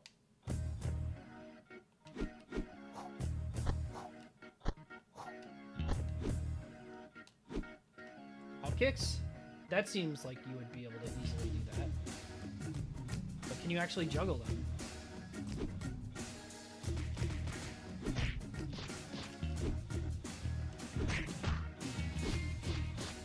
I don't think these even juggle.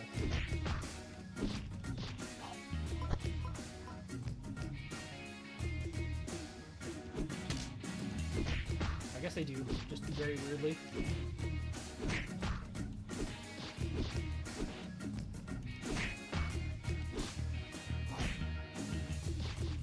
Alright, what do we got for super here?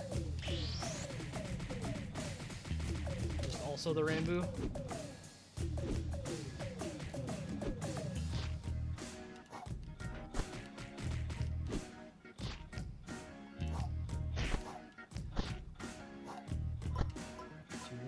I mean, it's not ever too little too late. It's just like a lot of trying ideas and having them and like making improvements, but in ways that kind of screw with the way the game was already working. Having enemies block in general, I just think is such a dangerous thing in beat 'em ups because if you do it wrong, it just feels like complete shit. You know?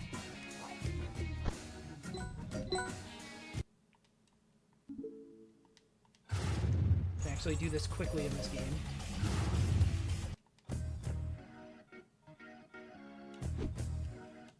Just flying knee.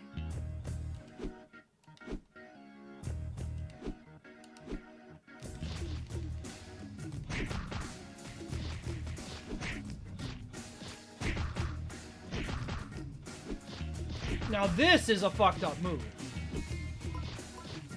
Flying knee that hits 3 times and also you recover like instantly.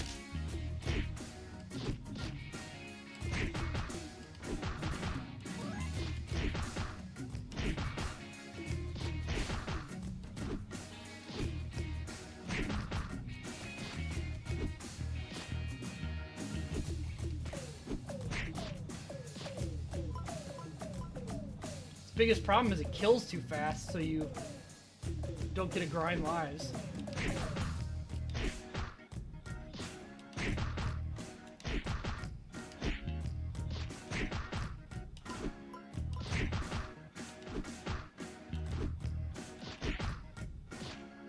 What about super? Alright, that seems like a good super considering it's just fast.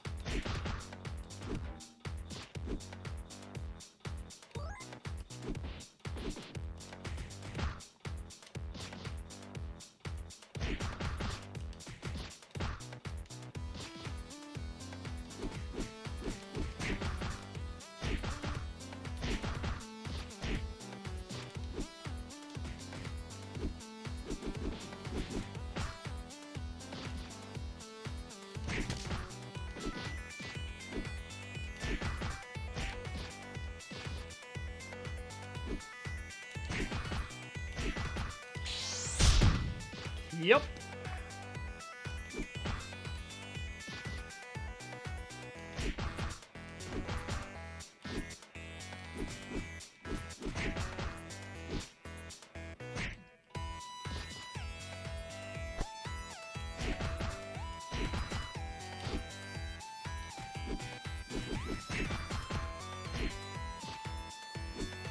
I mean, she certainly kills faster, but again, like, because of how the hits thing works, I don't even know if that's a good thing.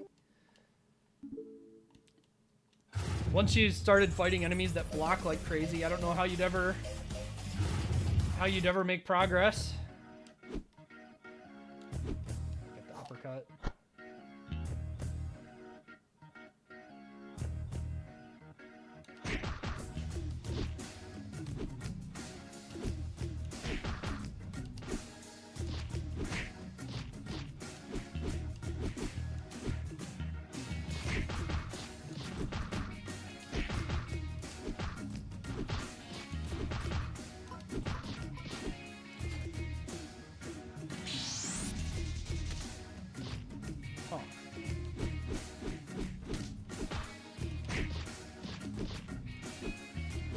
Kind of weird. You don't look like you're running in the corner, but you do get the dash attack.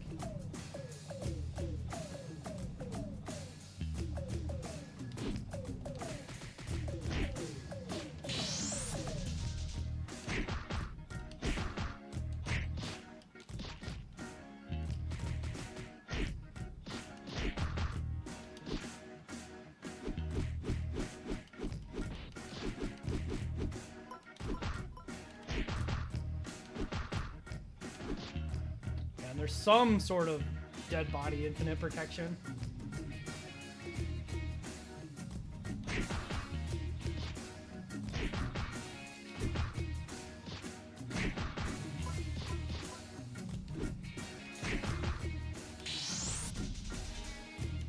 Not really sure how to use this move.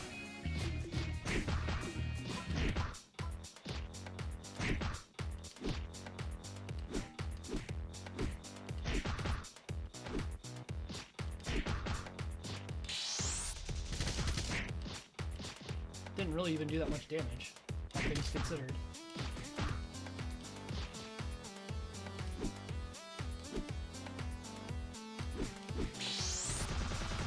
It did do pretty good damage when it all hit. I mean, not any more than the Randus that just work.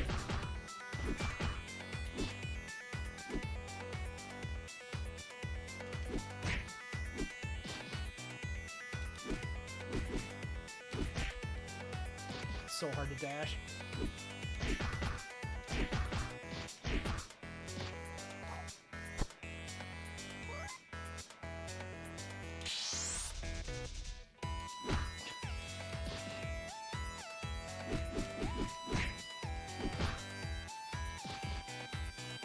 Oh, I bet that's it.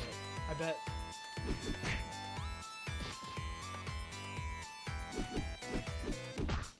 You're intended to use the punch combo. And then when she does the up kick, you finish it. Like that. Which doesn't get all the hits, so you know.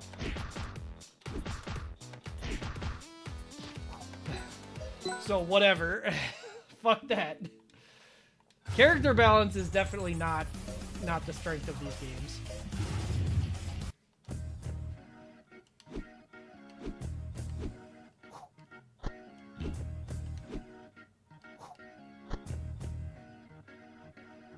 What is he doing with his arm during that run?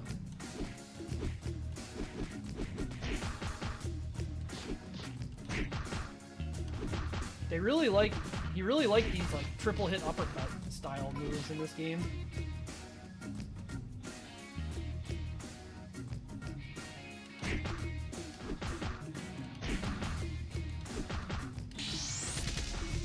Meanwhile, Saul has the fucked up. Well, I mean, it might not quite be the same fucked up, but he's got that shit. He's one of the normal characters too. He's not a boss.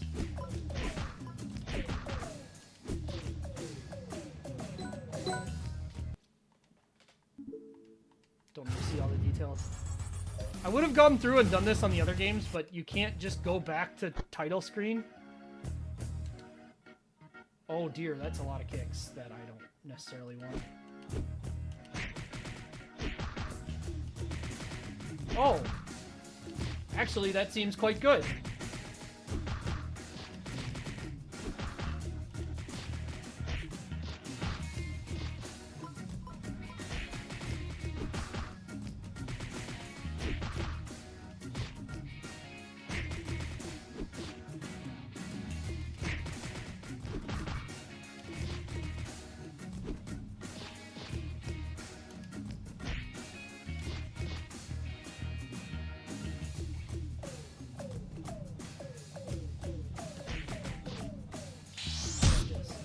shoot a fireball.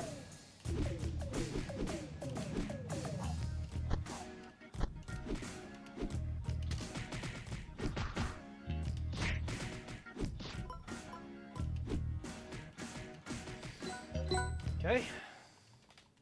Let's see our last unlocked person here. Pretty sure she was awful, but... It's Burn Knuckle.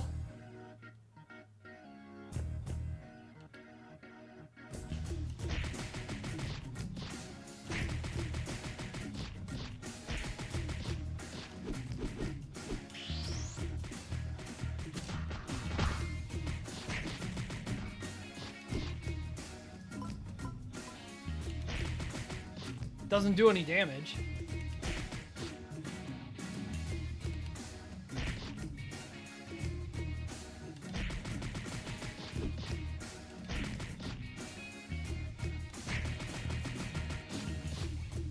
Oh.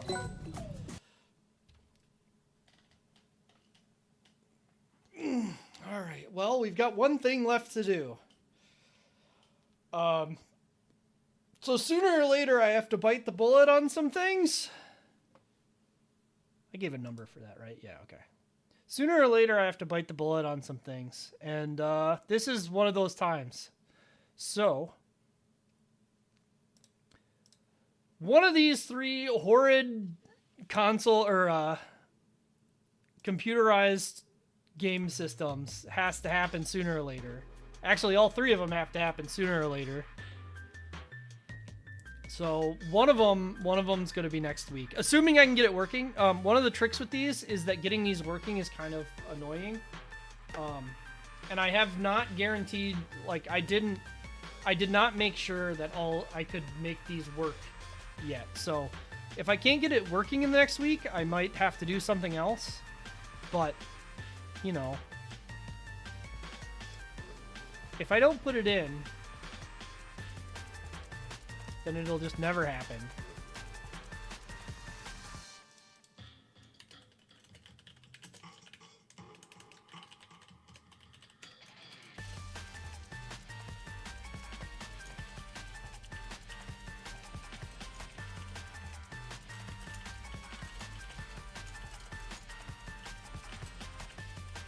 And yeah, all of these are going to be awful. So, you know.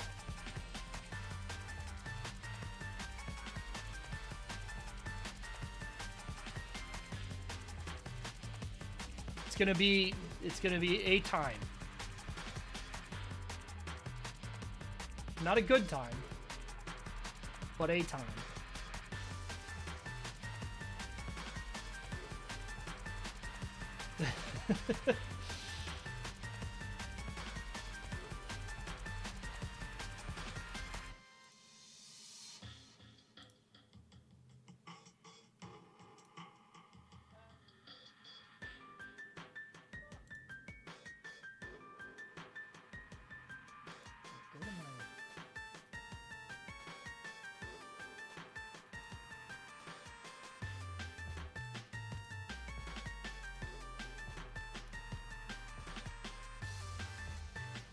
How do I break ties? I've never had to break a tie.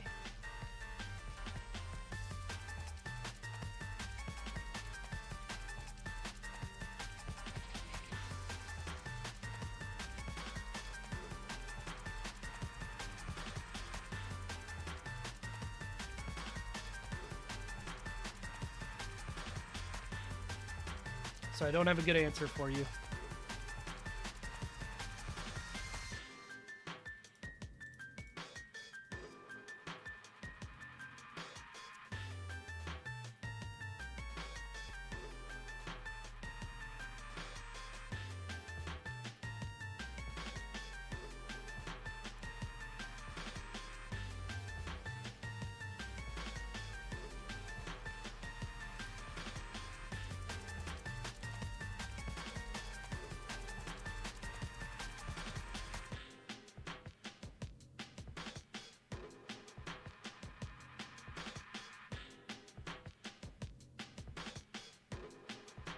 Yeah, next week. I don't know. It's gonna be a disaster one way or another. But again, we've gotta eventually get through them.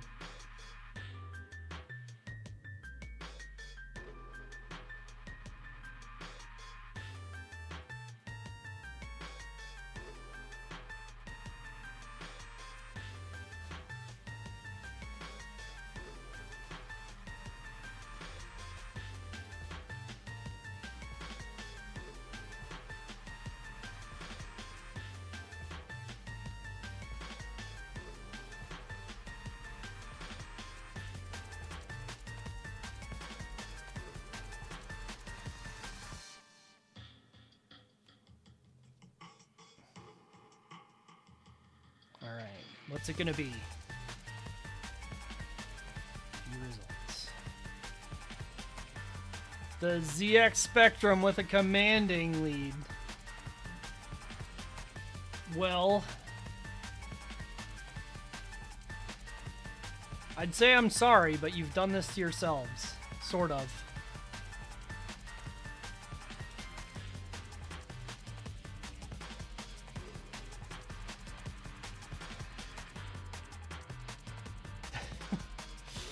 Oh man. Alright, let's see what we should, where I should send y'all.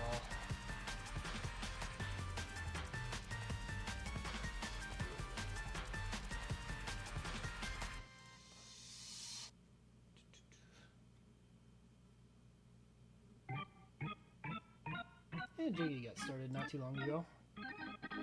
That'll work. Still working on James Bond stuff, I guess.